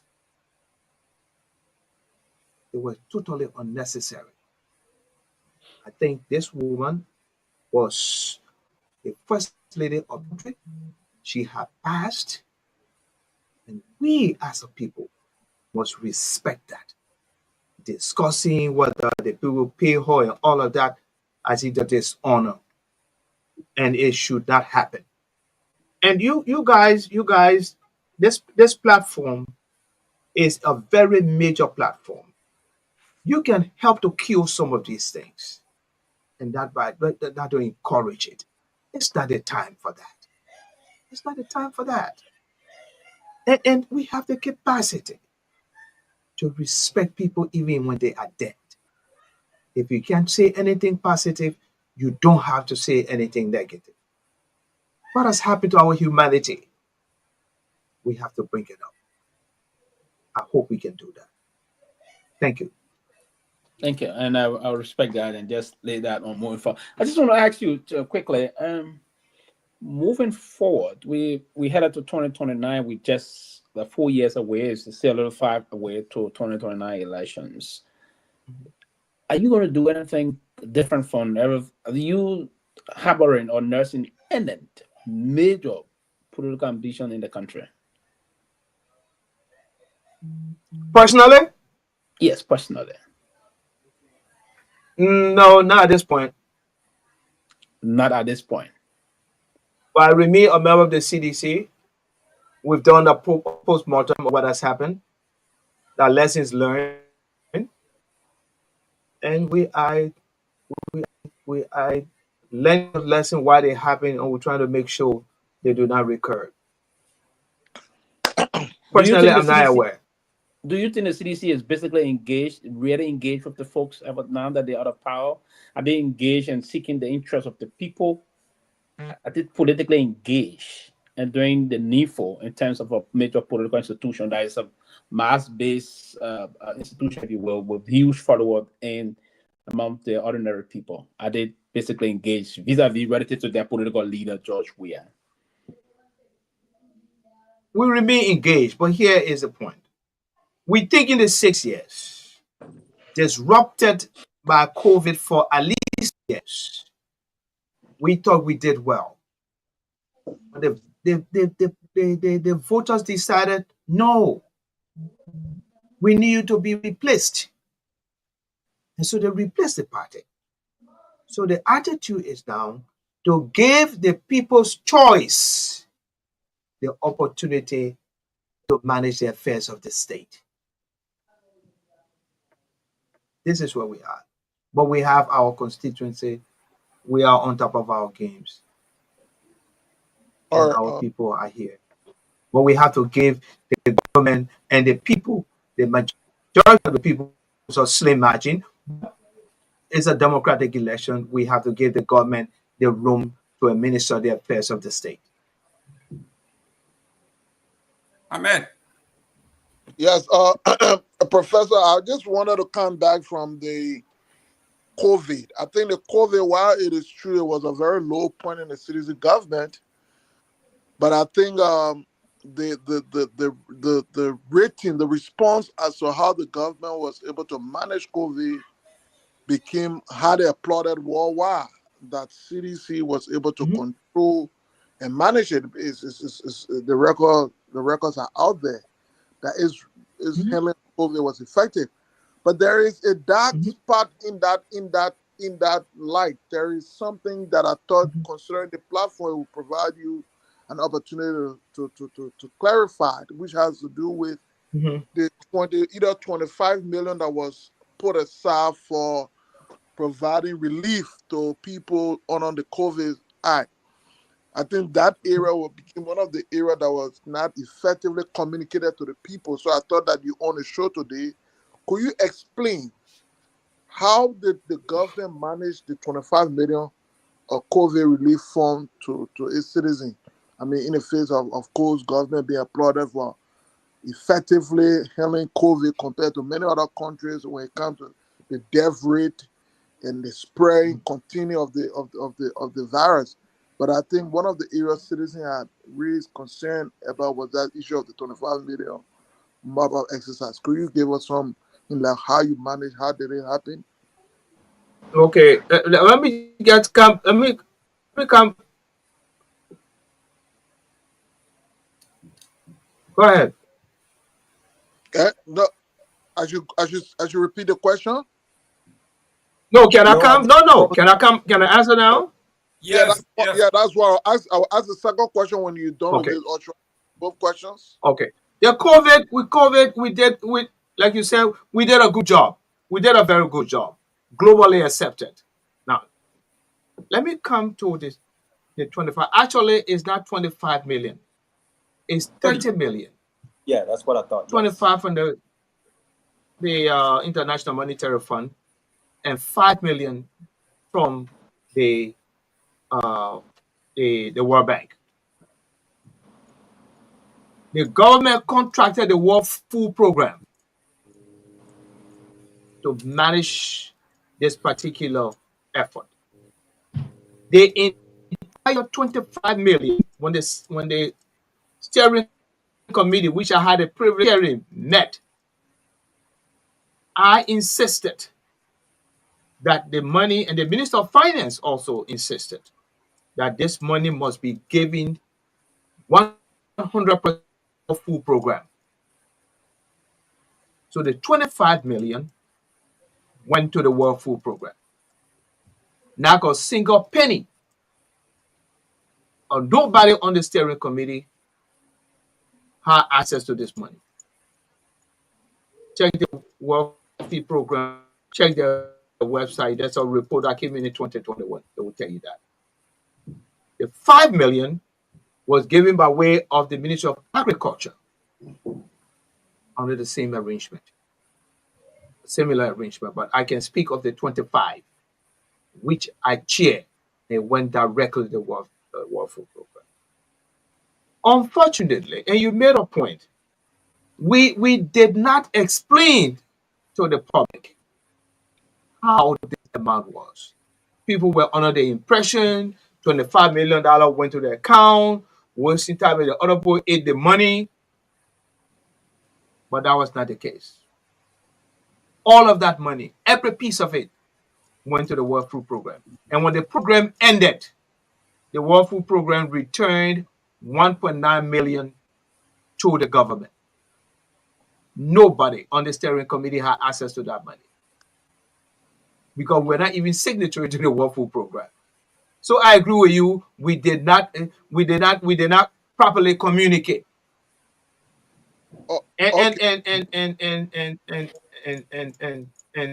you said we could have done more in terms of communication, but we have internal inertia. But that's a separate matter now.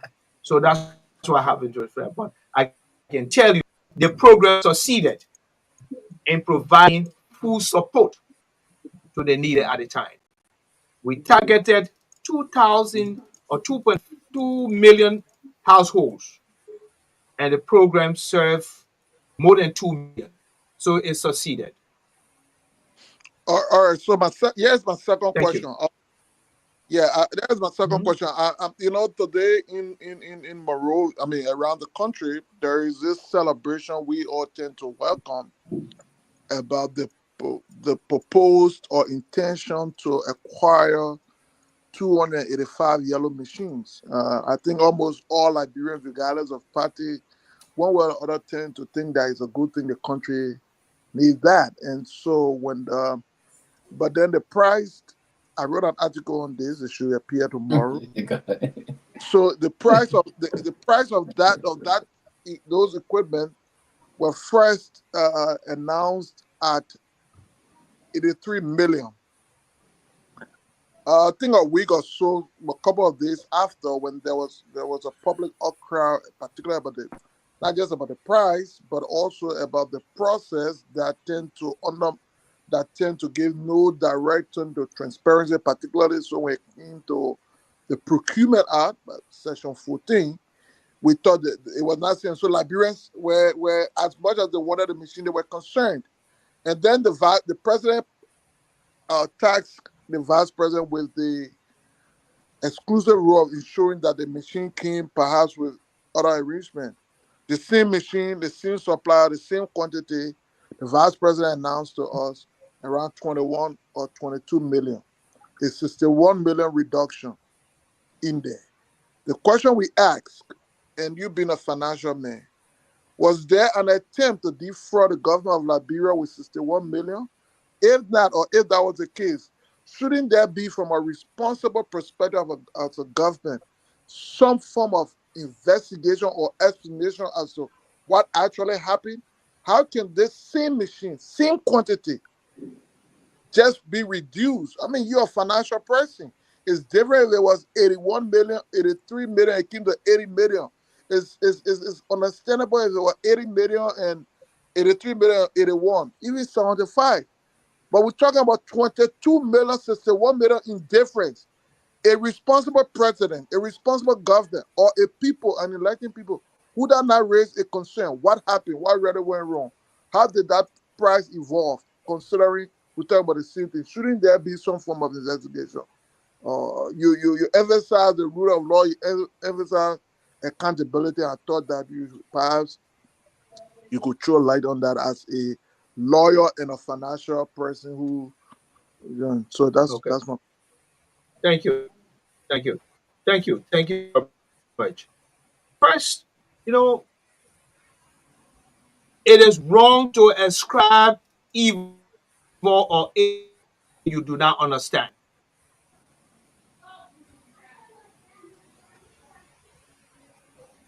The yellow machines, earth moving equipment for road building, is good for the country. And every patriotic Liberian should welcome that.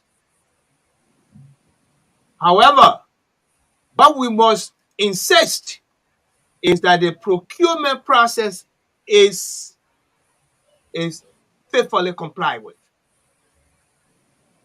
and that the amount that it is supposed to cost must be put in the budget, consistent with law. That's all you can say. The other either, it costs 84, it costs 21. Did you see a document to say it cost 84 and that changed to 21? See, you know, there's something called the integrity of criticism. And that is, if you are criticizing something, make sure you have facts. If the facts are not there, do not impute the facts. Of course, you want to play politics with it. In this case, I think every well-meaning Liberian should welcome the yellow machines because the Mr. road Get the infrastructure point of, a was point of, listen. let me provide this information so that I needed to clarify that my point was not political. The government of Liberia, Okay. through an official press, announced that the vice president had renegotiated the cost of the machine that was once announced at 83 million. So while it is true, I'm not reading from a document, but I'm quoting an official pronouncement from the government of Liberia. So it makes the price official that it was 183. Jeremiah Pankwa as vice president renegotiated and it's now 21. So in other words, those two prices are official presentation of the government of Liberia. So we are saying it's 61 million in reduction of the same machine. No change, the quantities, the quality, the location, the supplier, they all remain the same. I'm saying, how isn't that a concern from a financial point of view, as much as we welcome it?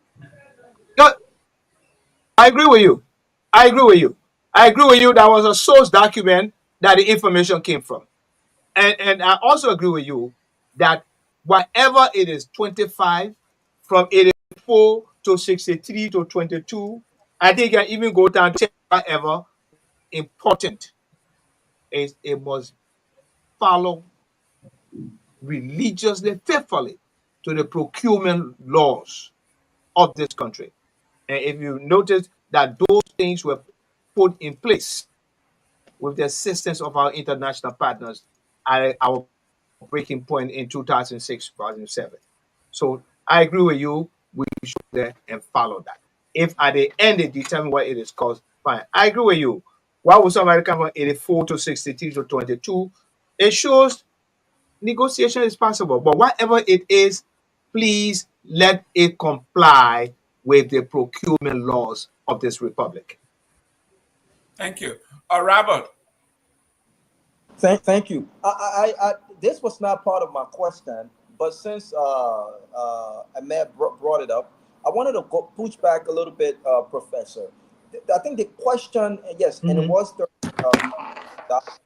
but there was this question about $9 million in administrative and operational cost. And I think that at the time, a lot of folks had reservation that you had a budget of that amount for food distribution, but the amount for operational and administrative costs was at a staggering $9 million. I think you appear in front of the Senate and you attempted to give clarification to this issue, and I think at the time you talked about in-country transportation and trucks needed to distribute food to the southeast, and you also talk about fishing boats, security, and so forth and so on. I want to give you the opportunity to elaborate on this a little bit more or expand on this. Was it costing the government $9 million to really distribute any operational costs to distribute food across the country? And do you think?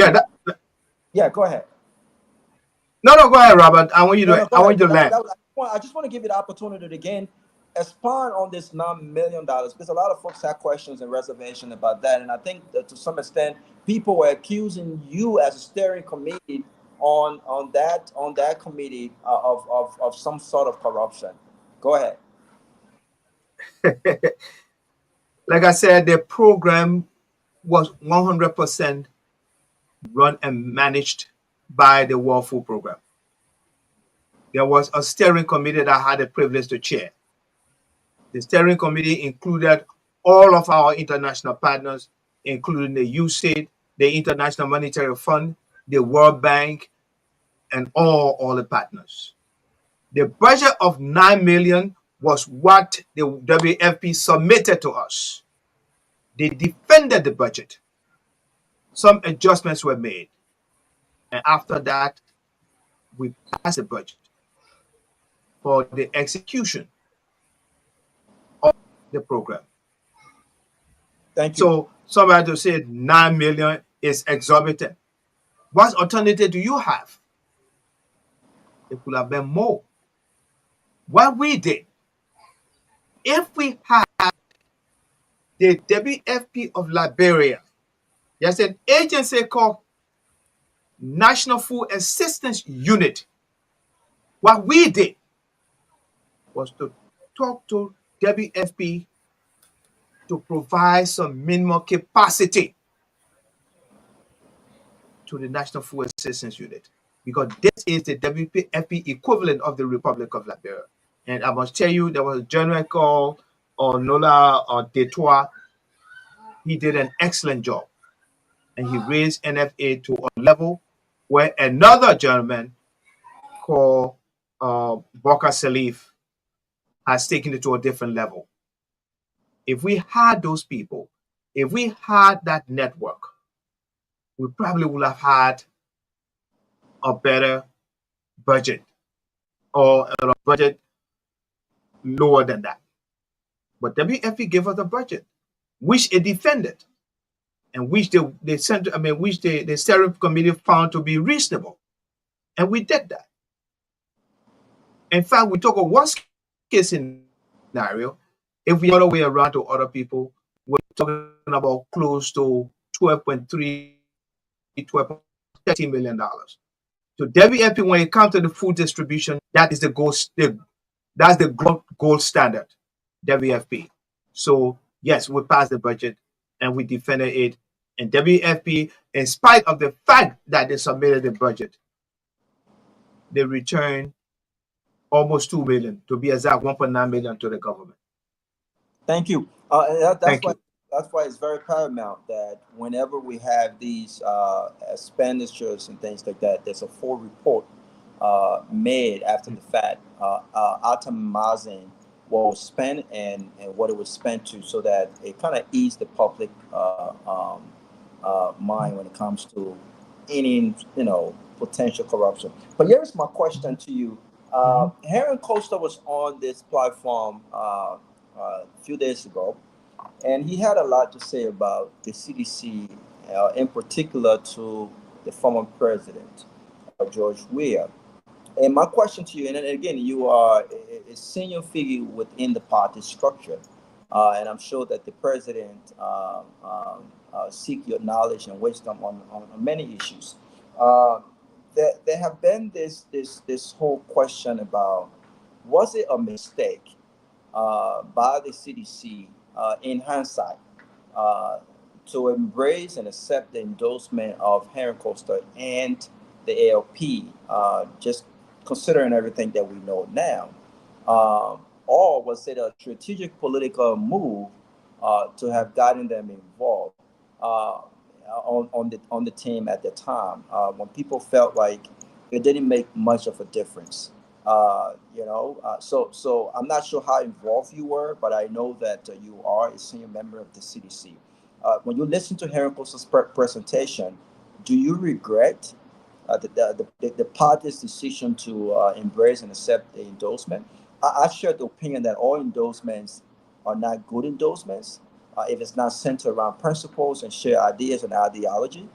Is there any regret from the party, from the former president, as it relates to they embracing that endorsement from the ALP and Costa? And how would you respond to some of what he said? Well, like I said earlier, I don't want to go into that. So Mr. Costa is a young man that I respect. I had the privilege one time to interact with him. These are young people, and sometimes you have what you call youthful exuberance. If you say there are regrets, a hindsight review. I think when the party made a decision to engage him, I consider that doing that would have been in the strategic interest at the time it happened. Now, today, a year and a half after that, Mr. Costa has a different view. I don't desire to discuss that. I think we have to look forward and plan appropriately. That would be my response to that. Okay. You said Mr. Costa calling people in CDC, all of that. I really don't want to go into that. Thank you. I don't intend to go there. And I respect that. Thank So you. I won't comment further. On April 24th, 2024, the Supreme Court denied you what you went to Supreme Court and basically you said that they denied your 7 years tenure as head of the EPA. And in their explanation, they said, quote, in the absence of the formation of and a recommendation from the Policy Council, the appointment of the petitioner by former President Weah was an interim appointment for which tenure is inapplicable. And I'm sure you disagree with that. Mr. Garguah, we discussed that already. You discussed that already? Yeah, yes. He displayed it, he explained. Mr. George, go ahead. Yeah, go ahead. Let's discuss it already. Let me change my question. Let me Jerome, let me answer that. No, let me answer change that. it. Jerome, discuss it. I took the case to court. The Supreme Court ruled. I do not agree. But according to the Constitution, that's the final arbiter of justice. I accepted the ruling and I moved away. That is complying with the rule of law. First step. So then my question in replace of that would be easier then, since I want to ask you what I wrote down. Speaking of complying with the rule of law, respecting the rule of law, do you think that, and even if you did not agree with the Supreme Court ruling, you accepted, you respected it, do you think that this government has done that in what we saying with what happened at the Capitol? With the Supreme Court ruling and the Attorney General decision to interpret the Supreme Court ruling and the executive deciding to go with that interpretation rather than the ruling itself, do you think they've respected the rule of law? Well, again, you see, I'm trying to avoid addressing specific because my concern is still the toxicity in the environment. That's what I'm talking about. Okay, people say the Attorney General. The responsibility, nobody in this country, no cabinet minister has the responsibility, only the person with the responsibility to advise the president on any matter, to provide legal opinion, is the Minister of Justice. And he did that. If people have different views, people are entitled to their views. All I am saying, all of us must ensure that the rule of law is followed. We tune down the rhetoric. The level of toxicity is too much. It will not allow us to go forward.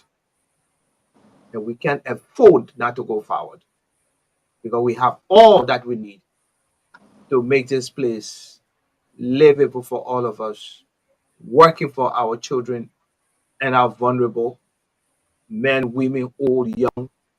We can do that. That's why we don't have to politicize everything. And that's what I made the appeal to this platform, because this is a major platform. Thank you. And this is what I will have to say. Thank you. Go ahead. Great. King George, one. Okay, thank you. Good to have you again, Mr. Professor Tapper. It's always good to have thank you, my brother.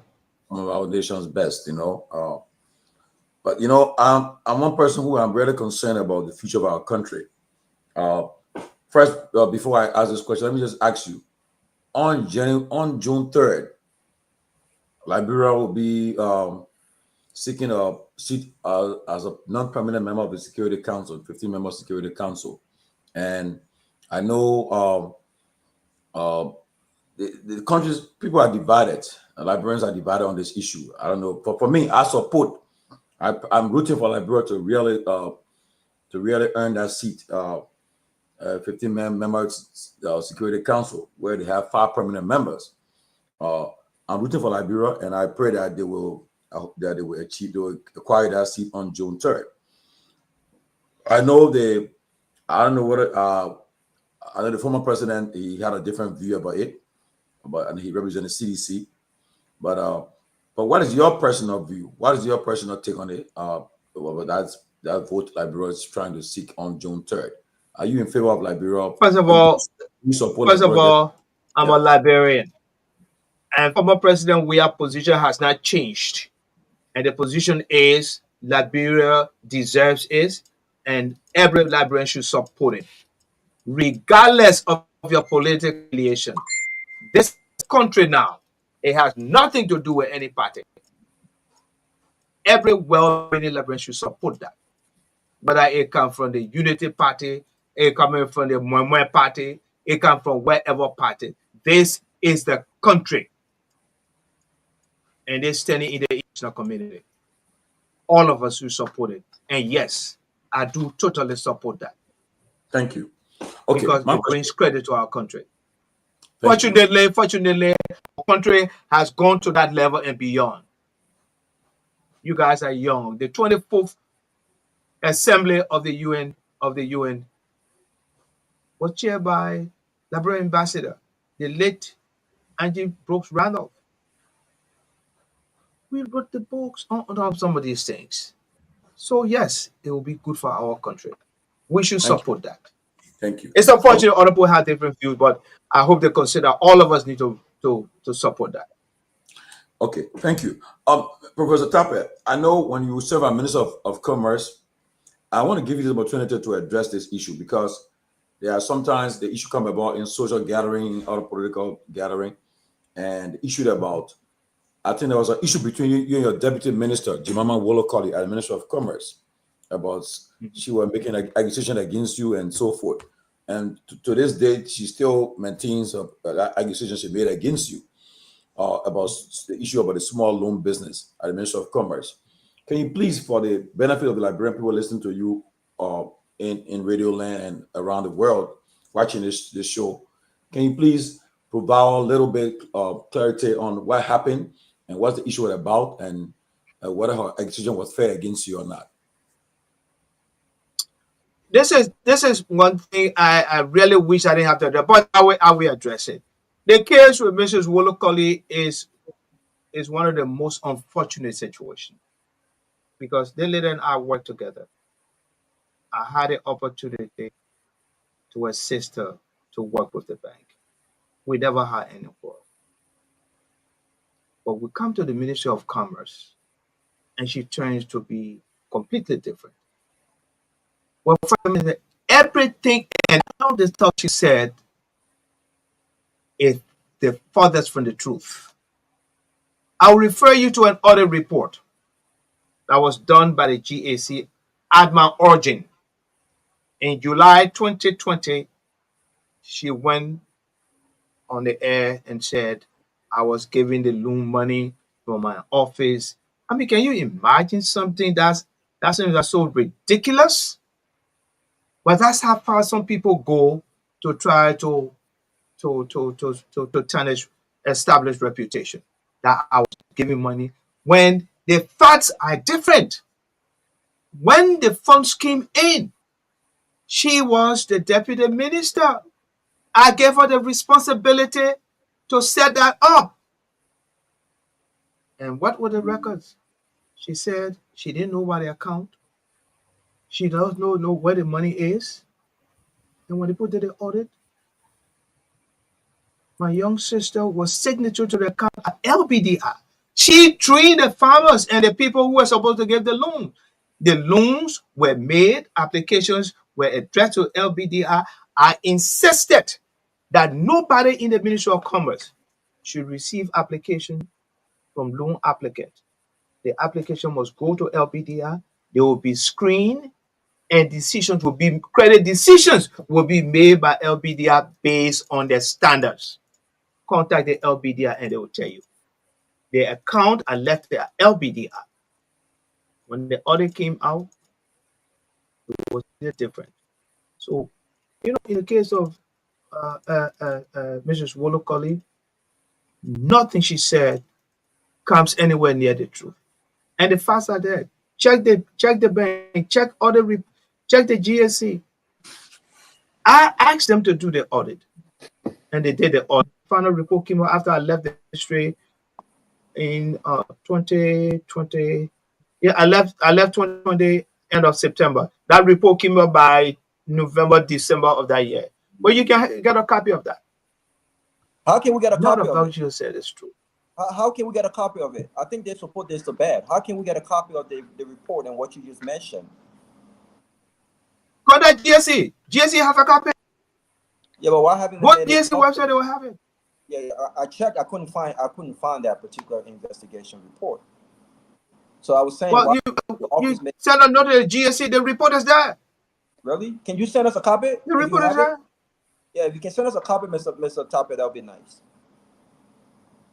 Well, I don't know if I want to go to that extent of doing that, but maybe I'll try to talk to GSC. But what you need to get, even I'll make the effort without a firm commitment because I've gone beyond that. But I contact the GSC. I will see if we can get a copy. But what you need to get is documentation of the allegations. Then you can counter check it with the audit. If you Google her, she made some remarks. She had press conferences and all of that. But Mrs. Wolokoli, she's an interesting person. But I don't intend to go any further with that. But everything she said was untrue and furthers from the truth. And she knows that. She knows that. But check the general auditing, and they'll get a copy to you. It's there. Or ask the ministry, they will have a copy. Or ask the bank, LBDR, and they will ask them if there is an account for the account for the small business. Great. Let me go to some historical context here. Hopefully, it's out of the Liberian realm, but I want to bring it together. After the war, the world came together and told Germany that you will no longer have a centralized government because centralized government has the propensity to create dictatorship.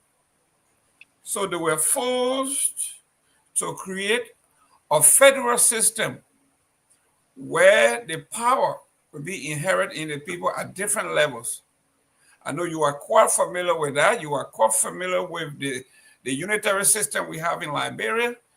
A man of your stature, of your education, why haven't you, among other people, fight to change the unitary system that had dogged our system for so long, forever?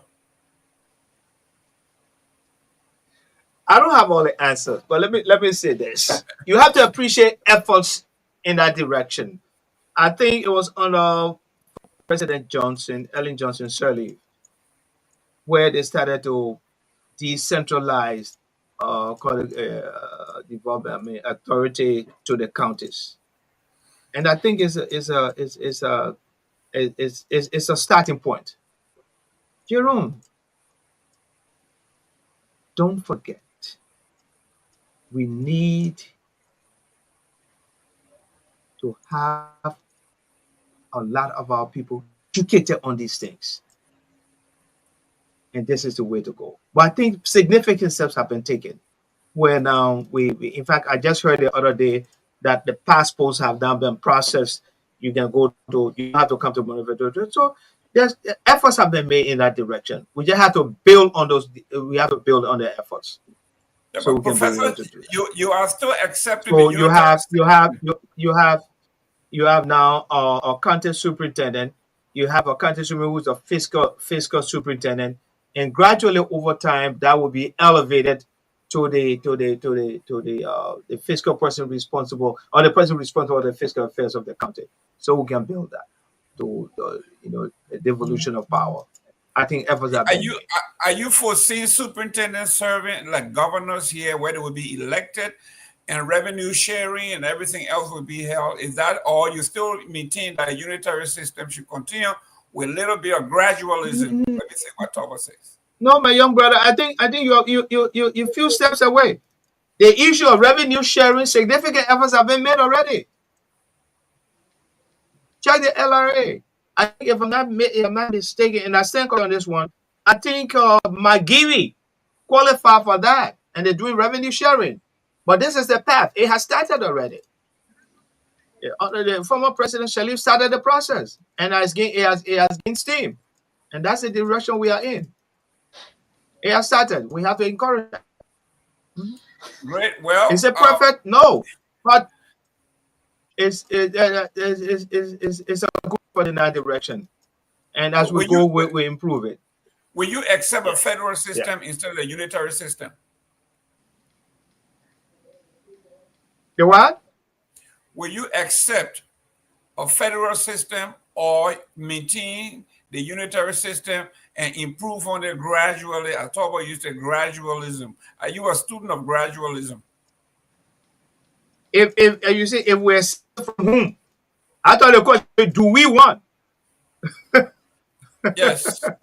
But people should decide that. Federal system? That time you won't go federal system? People should decide that. And I think that decision has been made. The decision has been made for the devolution of power. That decision has been made. The late Dr. Sawyer did a significant job on that. And I think the speed may be slow, but it has taken off. And we are in that direction. And we have to commend their efforts. Mr. Dame. Yeah, I'm happy that because my next concern was actually coming to that, the devolution of central power from Monrovia to decentralizing the government. There are a lot of us who really thought that even the CDC government would have considered collapsing the local government into probably just 3 or 4 regions: East, Northern region, Central region, instead of every county having a silo of local government, from county health officer to county education officer, all of these things.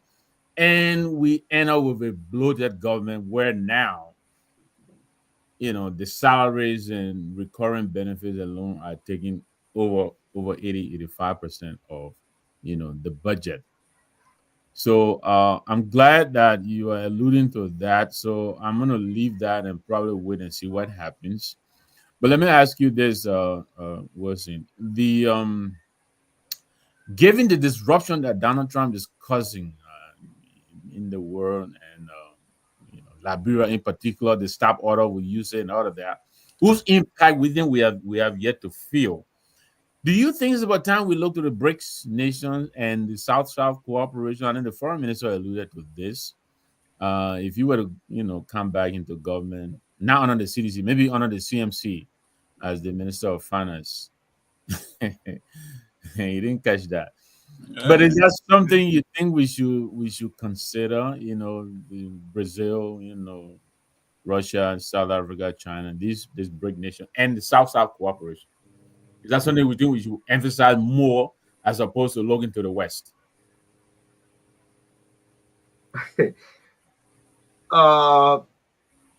I didn't miss that, but let me say this: I passed the point of minister of this. We leave it with the young people. We provide and support. Okay. There is a book by the late Foreign Minister Theophilus Ernest Eastman. It's called The Republic of Myean in Africa.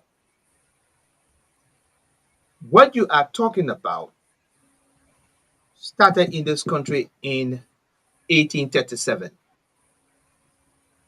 in the state of Maryland. They made a decision.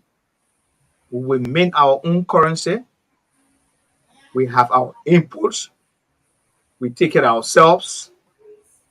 And we manage our affairs as a state. In no time, they produced far more than the Commonwealth in terms of economic output. The Commonwealth got incensed by that. The end result was to annex the state of Maryland in 1856. Now, I will go to the bridge of that. Let us first look inside. You talk about President Trump. Trump is looking inside the United States.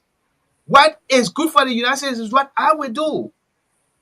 Excuse me for lack of a better word, and to hell with the rest of the outside word.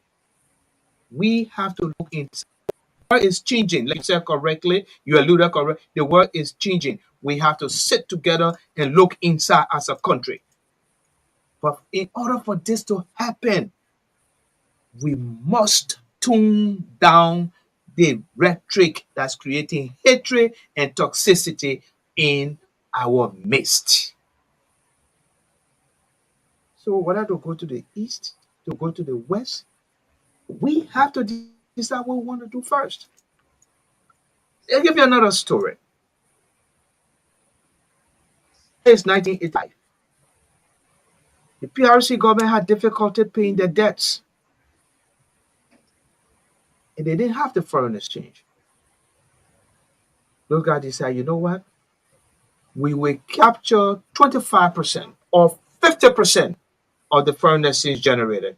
For instance, if Lamco exported $100 million, they will give us $50 million. And we will give them the equivalent in Liberian dollars. It's a lot of tussle. That was a groundbreaking decision, because that decision was intended to build what we call strategic capacity for the central bank to take decisions that concern macroeconomic adjustment. There was a fight. The IMF, everybody fought. And in the end, they decided on 25%. We have to go back to something like this. We have the capacity to do it, to build our own position, to build our own capacity.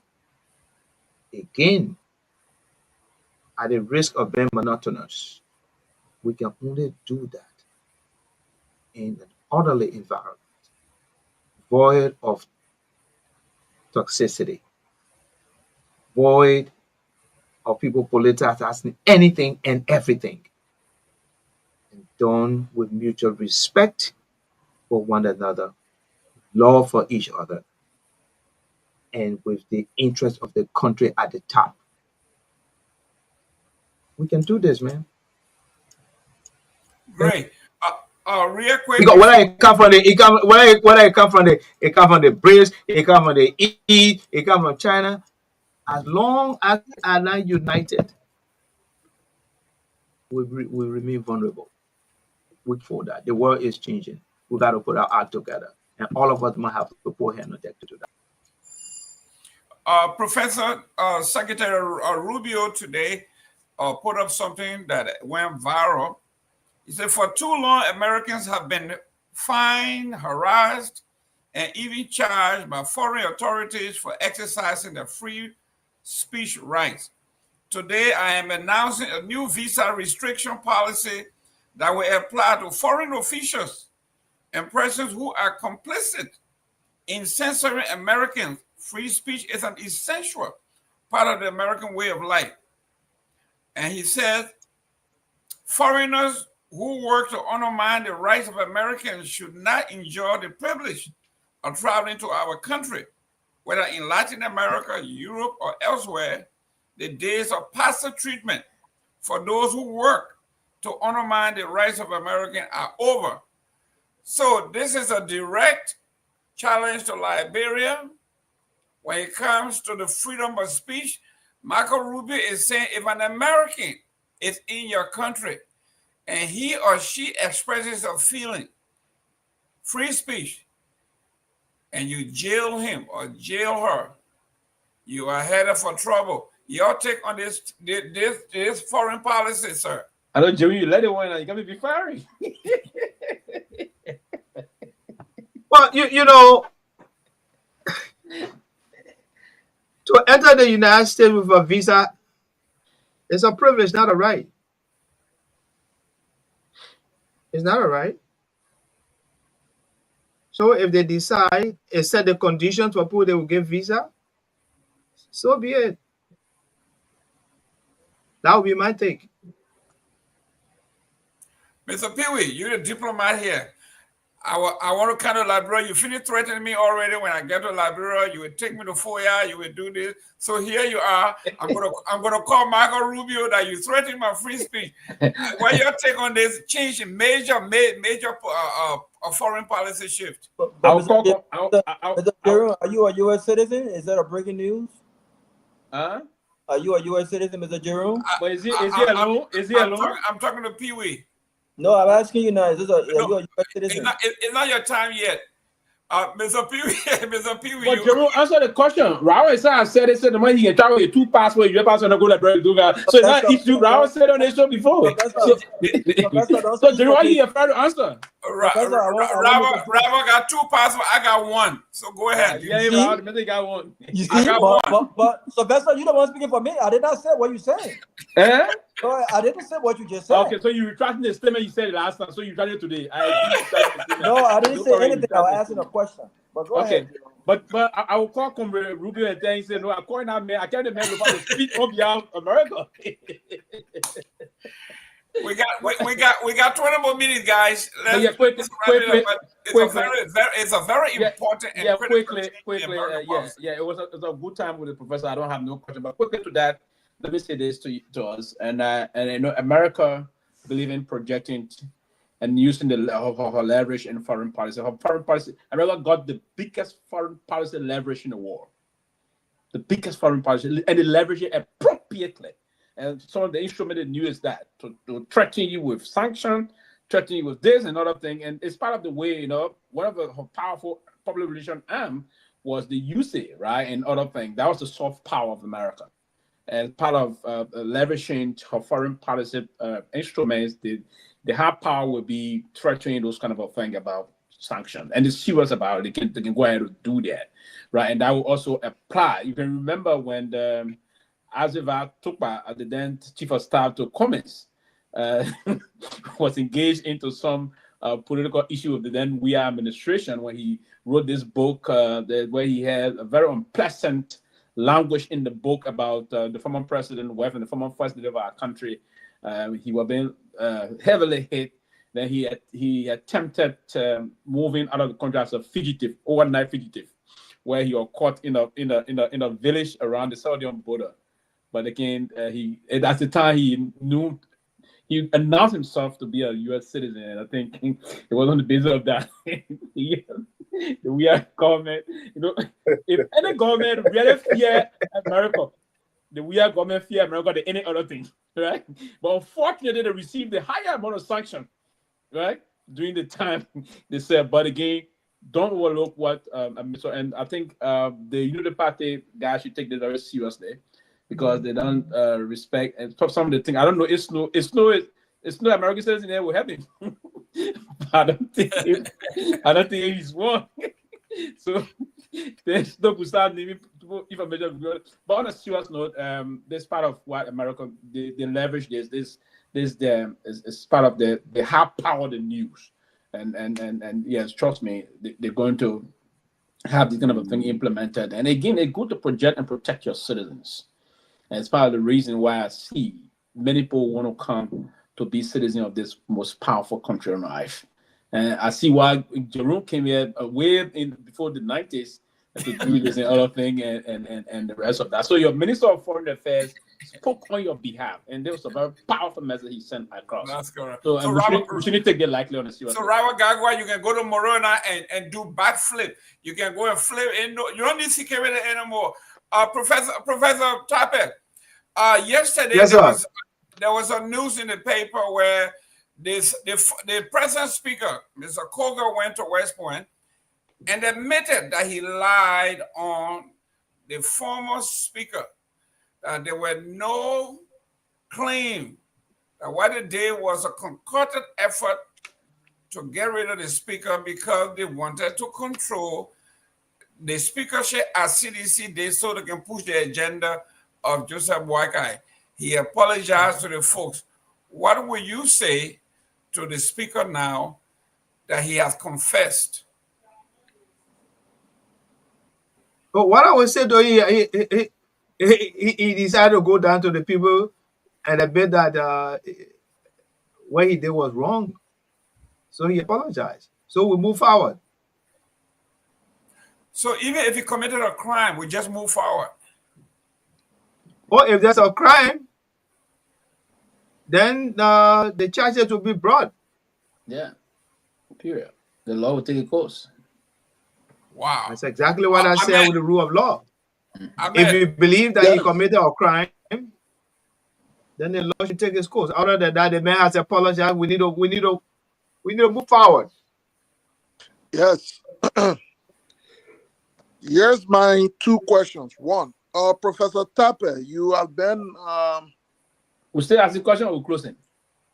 Oh, we got 20 minutes. We got 15 minutes. Yeah, so one question in that too, because your own question long. Oh, man, don't try to censor. I will not go. Oh, I'm sorry. There's an American citizen. I can't censor you before Trump. My before man, Trump come for me. allow me to ask my question. You have been in a room very active, very impactful since you became a member of the CDC. In fact, your management of his senatorial campaign opened the path for winning elections in that cycle.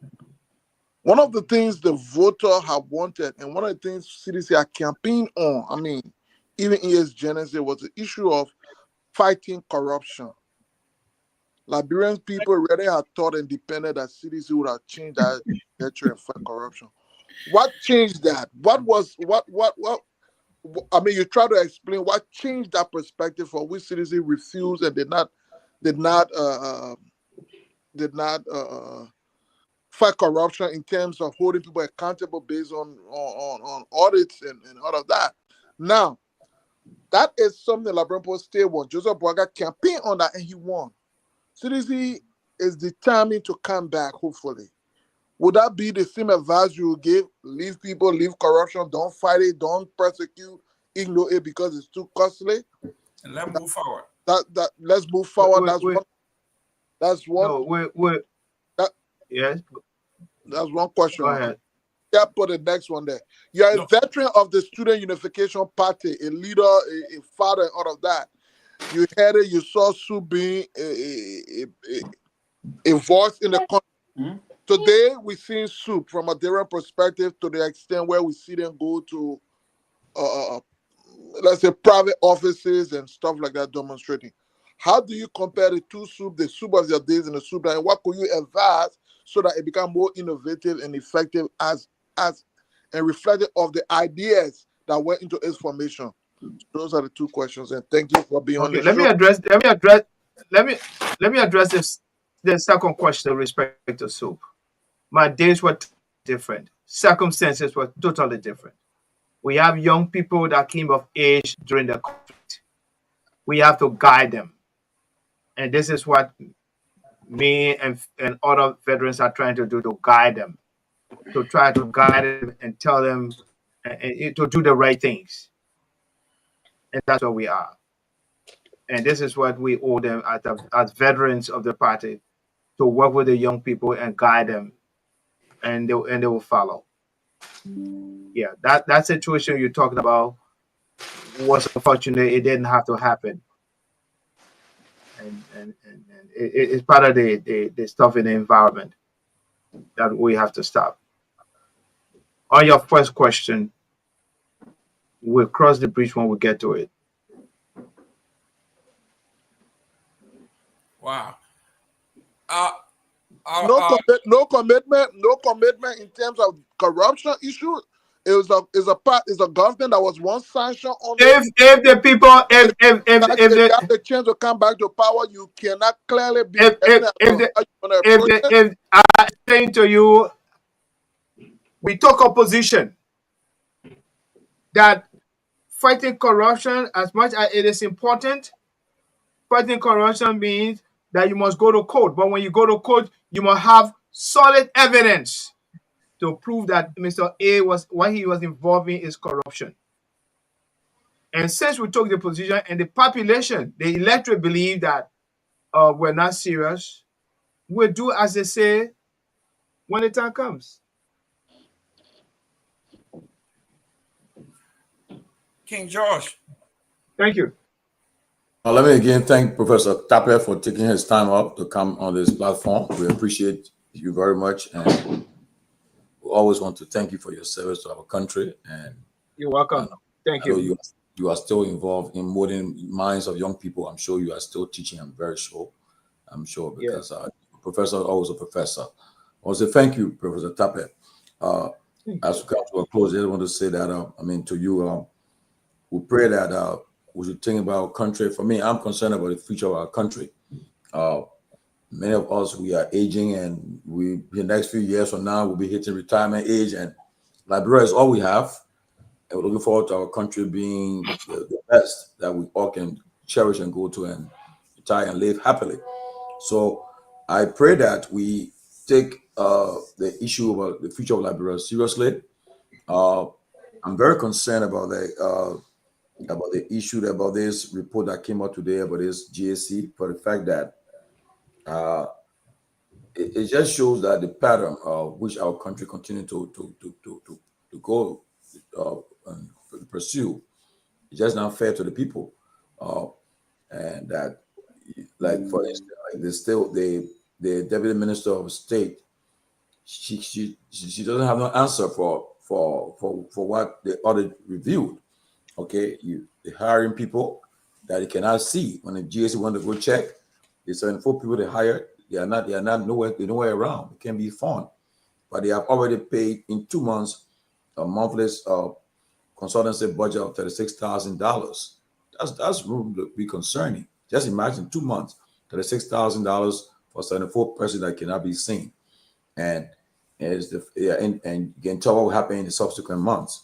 So it worries everybody that we are treading the wrong path, and unless we, like you said earlier, unless we start to respect the rule of law and put system in place and have transformative leadership, we'll continue to go down this path. So I hope all of us can take these issues seriously and really focus on the future. And like me, I'm saying that I'm concerned in the sense that 2029, come 2029, we really got to find where we're going to take our country. Whether we want to progress or retrogress. So we all can make that decision for our country, because when the state of affairs in Liberia now, I'm afraid that in the next few years, we may not have a country to call Liberia, because things will just continue to go south. So again, Professor Tapia, thank you so much for your time, and I look forward to engaging you in the future again. Thank you so much. Thank you, Josh. Thank you Professor so much. Tapia, your parting words. I want to thank you guys for the opportunity to be on this important platform. And I want you guys to know that you are a major platform in shaping the temperature of the operating environment in this country. I urge you to do that from the patriot point, supporting the rule of law, so that all of us can come together as a people to rebuild this country. Support the government in any endeavor that seeks to improve the welfare of our people, elevate the standing of the country, regardless of who is doing it. Hold one another responsible for the rule of law, regardless of who violates it. I think we can do better. We got to stop the fighting. We are at war with ourselves. We need to stop it, because while we are fighting, this country is slipping in our hands. And if we don't stop, one day we will wake up and we issues in this country. We can afford that. We have the capacity, we have the resources, we have the resilience as Liberians to build our country for the benefit of our people.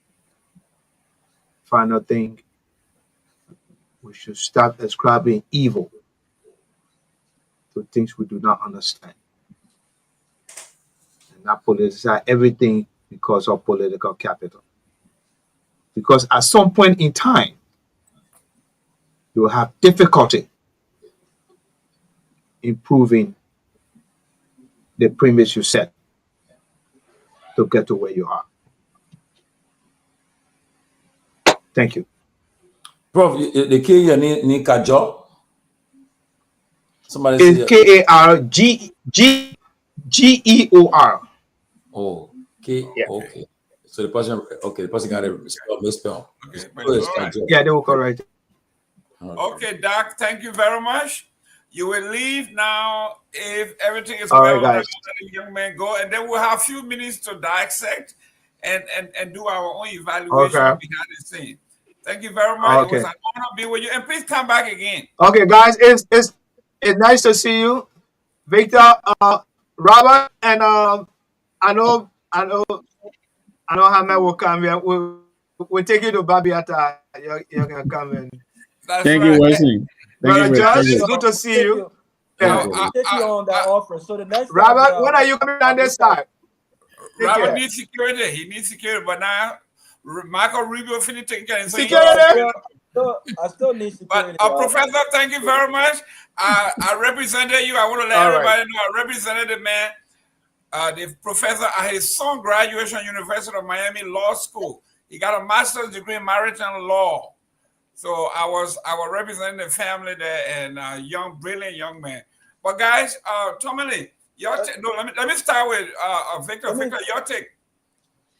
Well, I mean, Wilson is Wilson. I said yesterday, he's level-headed. I think he represented that today.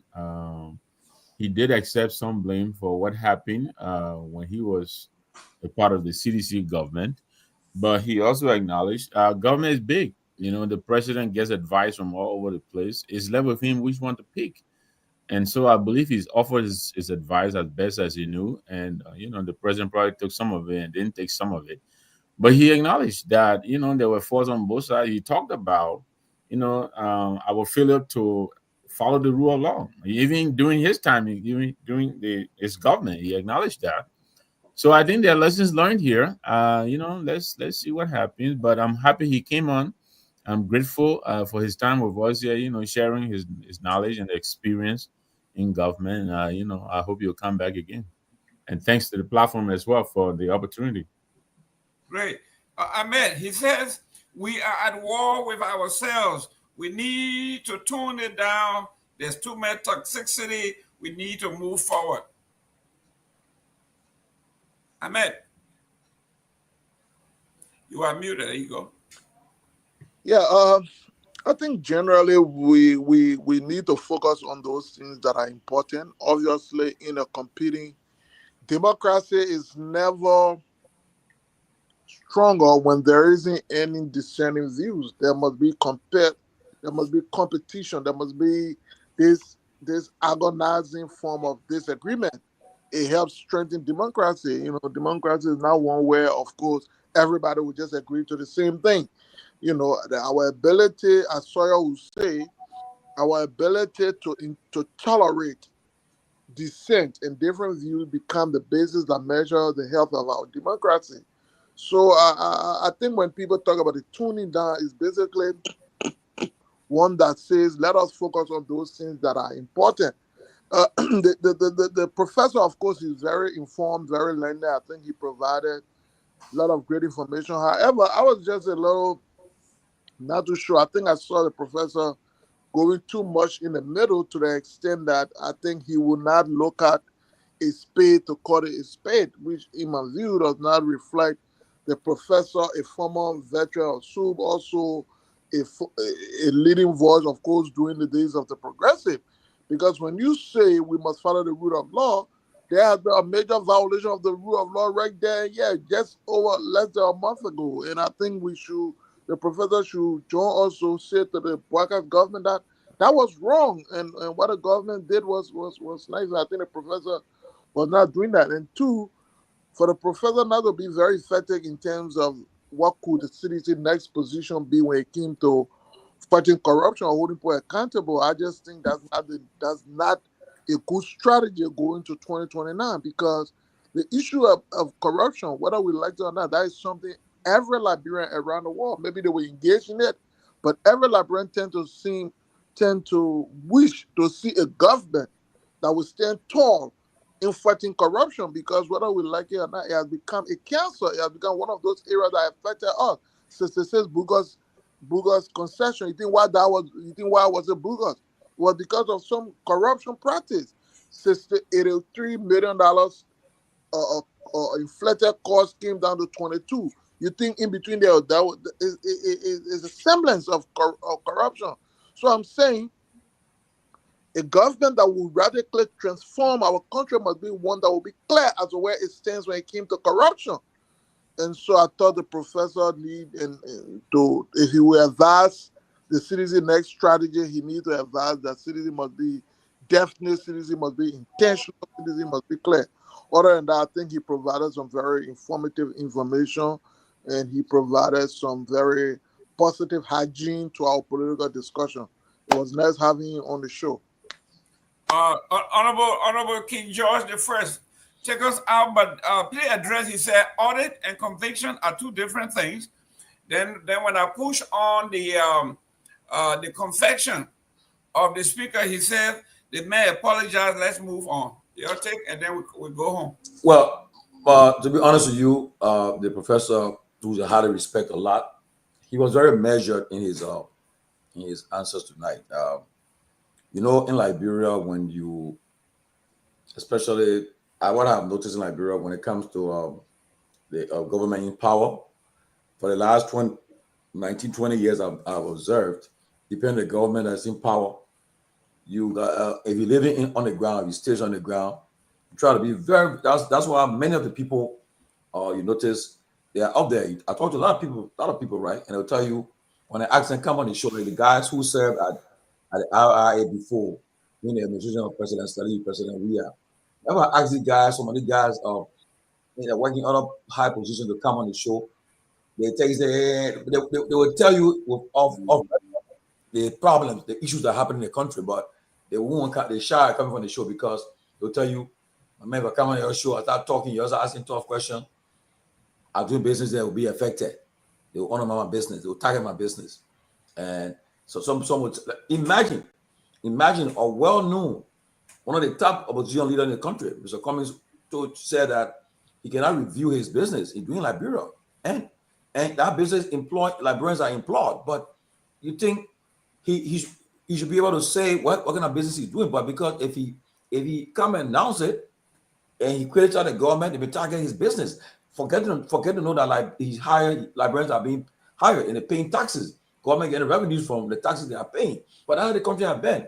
Okay? From past government to the next government, that's how the country has been. When you in power and you try to be critical, they target you.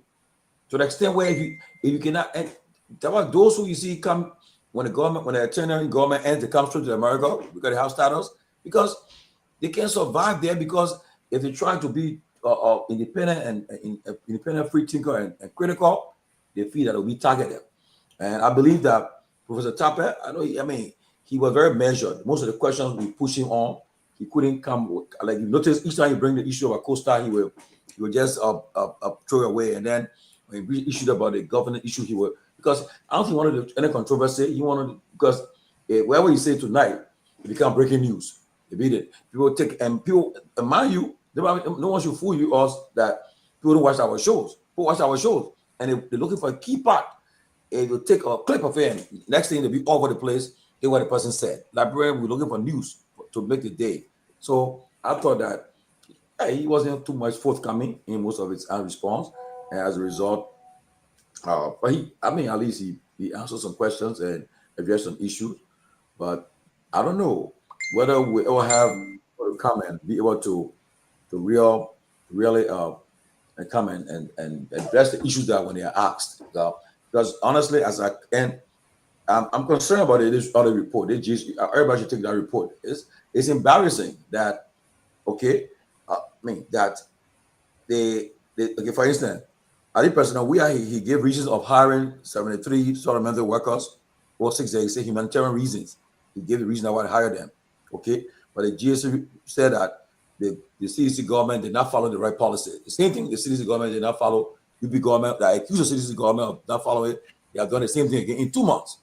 They hire 74%. When they want to check the people, they can't see the people. They're not around, but they call them consultant. And there's the same people accusing CDC of hiring consultants all over the place, but they're doing the same thing. That's why we should be very, very serious about this country future, because we got to think seriously about where we are going. I know today we had a very good conversation today with the CMC political leader. We talked for a long discussion, and Liberia future, we got to look at it seriously. It's all about the 2029 election. We should look at that election seriously and not take it for granted. Okay? And for me, I'm in team. Right now, nobody can convince me to support UP or CDC right now. Because right now, I'm not thinking about a two-party. I'm thinking about a different wave. That's what I'm focused on. Because I believe that we should try something else, try another experiment. We have tried this experiment for the last 19 years, and we have. What happened right now? People are fighting each other. Now, the issue with snow, because I think they're trying to move snow from ECOWAS now. I heard they want to move from ECOWAS, and I think that's why all the thing happening. Because how can somebody have a meeting with the president, breakfast meeting with the president, the vice president pro tem, and then few days later, the president information arm comes and accuses you of treason and all kind of stuff, accusing you of things that you did not say, right? But they did not commit. And now Snow is fighting back, but it's not an easy thing he's going through right now. The Senate, the woman that they're trying to, the Senate should go to get rid of him, which I know they won't get a vote to do it, but it's serious. And Secretary of State Marco Rubio, I like what he said. So we have dual citizenship in Liberia. So you come to Liberia now as a U.S. citizen and a Liberian citizen, you can speak your mind. And I dare, if you say you are afraid of America, I dare you touch an American citizen. But once you violate the Liberian laws, you have your free speech. You can be critical and speak your mind. And I tell you, the only thing that will bother you, once they find out you're a U.S. citizen, they will dare not touch you, because right now we got several officials of government in America right now from the Liberian government. At the United Nations, I was surprised. As the amount of people at the UN right now, there are so many. And like I said, I'm rooting for the seat. But I also told somebody today, I said, oh, bro, all the people here for now to come just for the one vote on June 10th. Well, a lot of people are here for that vote, which I welcome, but just they all shouldn't be here. Yeah, all shouldn't be here. At least you should be very careful in the numbers. And lastly, the UN seat, I'm rooting for Liberia for the UN seat. I pray that we'll win that seat. Great. Ladies and gentlemen, I will be hosting Professor P.L.O. Lumumba in July. Wow. In Florida, and I'm working with him. Hopefully we can appear on the top. More will be so happy. More she like that guy. So she feel like that guy. One more. Oh, she like P.L.O. Yeah, especially you hosting it. I know she love that, because your favorite, she one of your favorite supporter. Wow, yeah. P.L.O. Yes. His daughter here with me, not in my house, but next door. She'll be graduating, and he will be here for 2 weeks. I was about to say, is your wife aware there? But go ahead, keep putting yourself in trouble. That's a baby, man. Come on. These people from Maryland County get all kind of things in their head.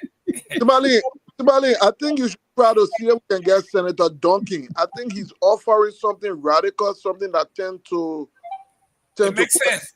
Well, I like that. It makes sense. What he said? I you're on Spoon today. What he said? Oh, I didn't listen to him from Spoon. I read his article yesterday where he says that every Liberian, including government officials, should have the opportunity to invest in the country. They should be transparent. They should pay their taxes. They should be wealthy like anybody else extracting wealth from the country. So they You know can the guy spend the money in the country. with Mel Jones, that the guy, right?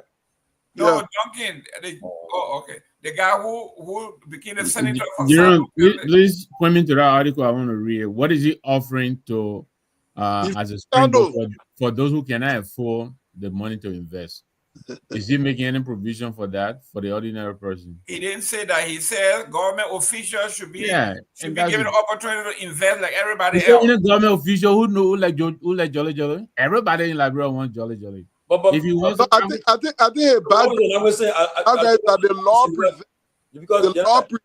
the law prevents. I think at some level at some level in government you are prevented from investing. I think it's only because they don't want the referee to be the player. I think it's from that background. No, but you know what I found out recently? Do you know that in Liberia right now, the lawmakers because they have secure jobs, so a lawmaker can take a loan from the bank. Of course, try giving a lawmaker a loan from the bank like 100,000 because they believe that person got 9 years. Because when they do all the paperwork, they can do that, get a loan, and every month the bank will get that money. They sure getting that money because that person got 9 years, they got 6 years in office, so they know about that. So as a result, they can give the lawmakers their loan. And most lawmakers I talk to now, they tell you they took a loan from the bank because they're sure that they'll get that money. That's right. So that what happening. So it's not fair. That I mean, so like John Brown can't go get a loan because there's nothing to back, no collateral, nothing to back it for that. So as a result, that was happening, and they taking that money. Some of them investing in, some of them buying cars. That one lawmaker told me, he said the 45,000 they give me, I added another 35,000. I said, He said, yeah, the police are riding 90,000 that car, the car riding. So can you imagine? Well, that's Liberia guy. I have a friend who is 3 years in 3 years. Small business. Sorry, man. But I was gonna say I have a friend who's doing small business in Liberia. He tells me he pays 75% on the loan he's getting from the bank. How can you survive at that rate? Wow, 75%. Robert Garguah. I had to ask him twice. Are you serious? He said yes. Yeah, I mean, I'm glad that he appeared. I don't know if it was his request, but it seems like he did not want to get into politics. He did not want to get into the political discussion of the day. He kind of held back on certain things. And more interested in this united tone, right? Support the government, support of the Security Council seat, talking about toning down the rhetoric. These are all great things. But what I wanted to talk to him about, and I'm sure he's listening, is that I wanted to ask him if, in his opinion, he thinks that the ineffectiveness of government has more to do with opposition holding the ruling party feet to the fire, vice versa, and people having rights to their expression with regards to the performance of the government, or is it more so due to the lack of leadership, right? Because I think it's important for us to tone down the rhetoric, right? I think it's important for us to understand that we can disagree to agree, and we can be opposition, but we don't have to be enemies. I think that's a great message, right? That Edward Snow mentioned. He can criticize the government. He don't want the government to succeed, but some of his closest friends are, like the vice president, for instance, right? I think that's a great message. But from my perspective, I don't think government's ineffectiveness, government inability to implement serious policies that affect the lives of the people, I think it has little to do with the toxic environment, political environment that we create. I think what creates even more of a toxic environment is the lack of security. When you have Zogos, many of whom, some of whom are ex-combatant in the government. I'm not talking about a specific government, have not created an environment for rehabilitation, for instance, have not created an environment where you go and find jobs, for instance. I think you create a much more toxic environment, whereas national security becomes an issue, right? So I wanted to ask him if he thought that. Look at following countries. I was reading an article today in Kenya. They've literally turned a slum into a modern a community with affordable houses where they didn't have to spend less than $30 million. Where, and if you looked at the picture of before and after, it reminded me of West Point. Is it the rhetoric that is stopping our government from investing properly? Why can't we turn West Point into a nice little community, right, with affordable houses? Why are we not doing these things? So our other countries in the region are moving forward. They're moving forward. They have their own issues, but they're moving forward. But we are just stagnant. We are not moving. We are just in the same space, government after the other. And I think it got little to do with the rhetoric and things like that. Listen, I think that everyone understands that the United States is a privilege. And I got to say this. It's a privilege. I think the Blue Book, the U.S. passport, is one of the most important documents in the world. There are people that I know, including myself. When I was growing up, I don't come from a influential family. We worked hard for everything that we had. So if the opportunities were not presented to my parents, or if I came to this country and I did not seize these moments, I won't be where I am today, right? So, but I know that there are countries that I've gone to that I never imagined traveling to growing up in Liberia. And people who have U.S. passport understand that when you go to certain countries, the passport is respected.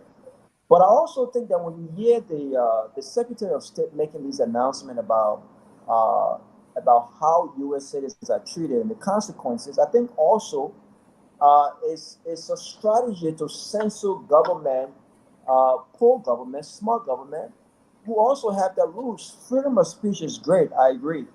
But I think we've got to be very careful, especially from the Liberian perspective, where because people feel that they have U.S. passport now, you can go to Liberia and say whatever they want to say. Freedom of speech comes with there's a responsibility that you cannot incite violence, you cannot say certain things that violate the laws of the country that you are in.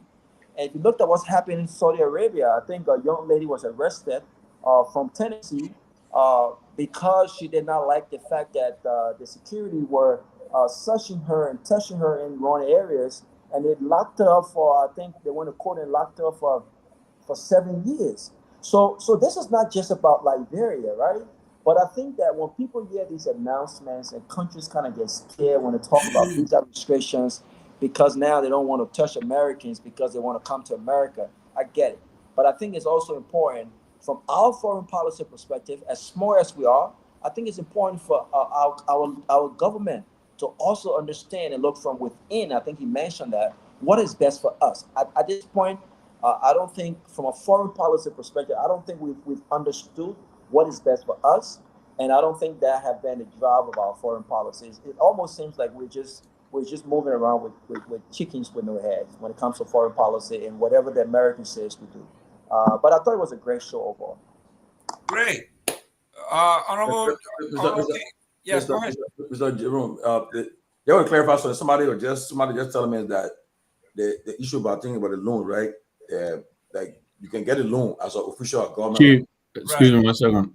Thank you, guys. I'm signing off. I got a meeting to go to. Yeah. Thank you. See you tomorrow. Thank you. Yeah. Yeah. So, but it said that you can get a loan, but like for instance, you public minister, you can get a loan, then you go get a construction company, it will be conflict of interest. Yeah. So, but you can get a loan and go do your farm. I don't know what you're trying to tell me. So I don't want to clarify it.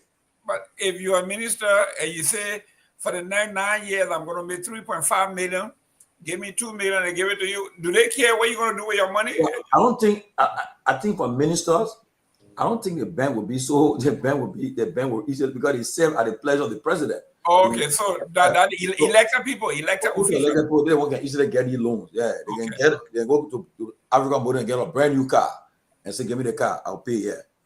Yeah. Okay, so that like the LPA thing because they know the government. Either way, the government going to pay. Well, ladies and gentlemen, guys, it was nice. let's do this again. And we are working with PLO. If PLO give us a chance, it's going to be great. We're going to be on here. It's going to be fiery. If you don't like to talk about corruption, when PLO come around, you turn the thing off. He's gonna be on full blast. So when he comes in July, we will see what his schedule is. Last time he came, I was in charge of the Southeast. So all his speaking engagement, all the different universities and forums, I coordinated that with a team from the West Coast. So he's coming back. We'll do the best we can to make sure he's on here. So we can ask him some questions. But ladies and gentlemen, it was great. If it's 5 o'clock on the East Coast, we have a closing argument. Thank you, guys. I'll see you tomorrow. Let's do it again. Thank you, man. God bless. Thank you. Ria TV, True FM. Ria TV, True FM. On Ria TV, into True FM 96.1.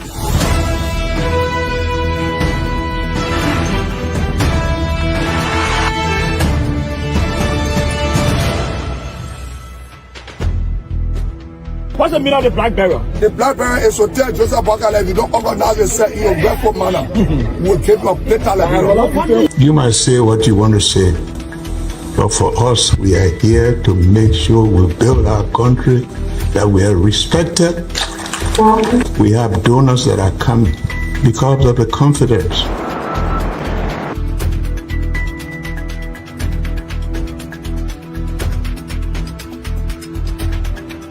News Summary of 12. My name is Hansen Der Capuchin. Welcome to News and Analysis 30 minutes of news presentation about Liberia, Africa, and our one world. Presenting this newscast is proudly sponsored by Orange Liberia and EcoBank Liberia Limited.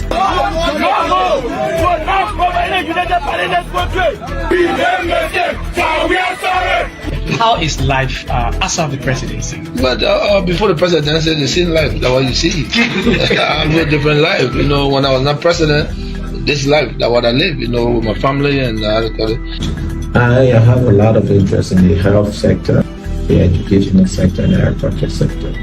Roads, connecting roads in this country. We are calling international community to come to intervene for us because, like I just stated previously, we don't know who to trust.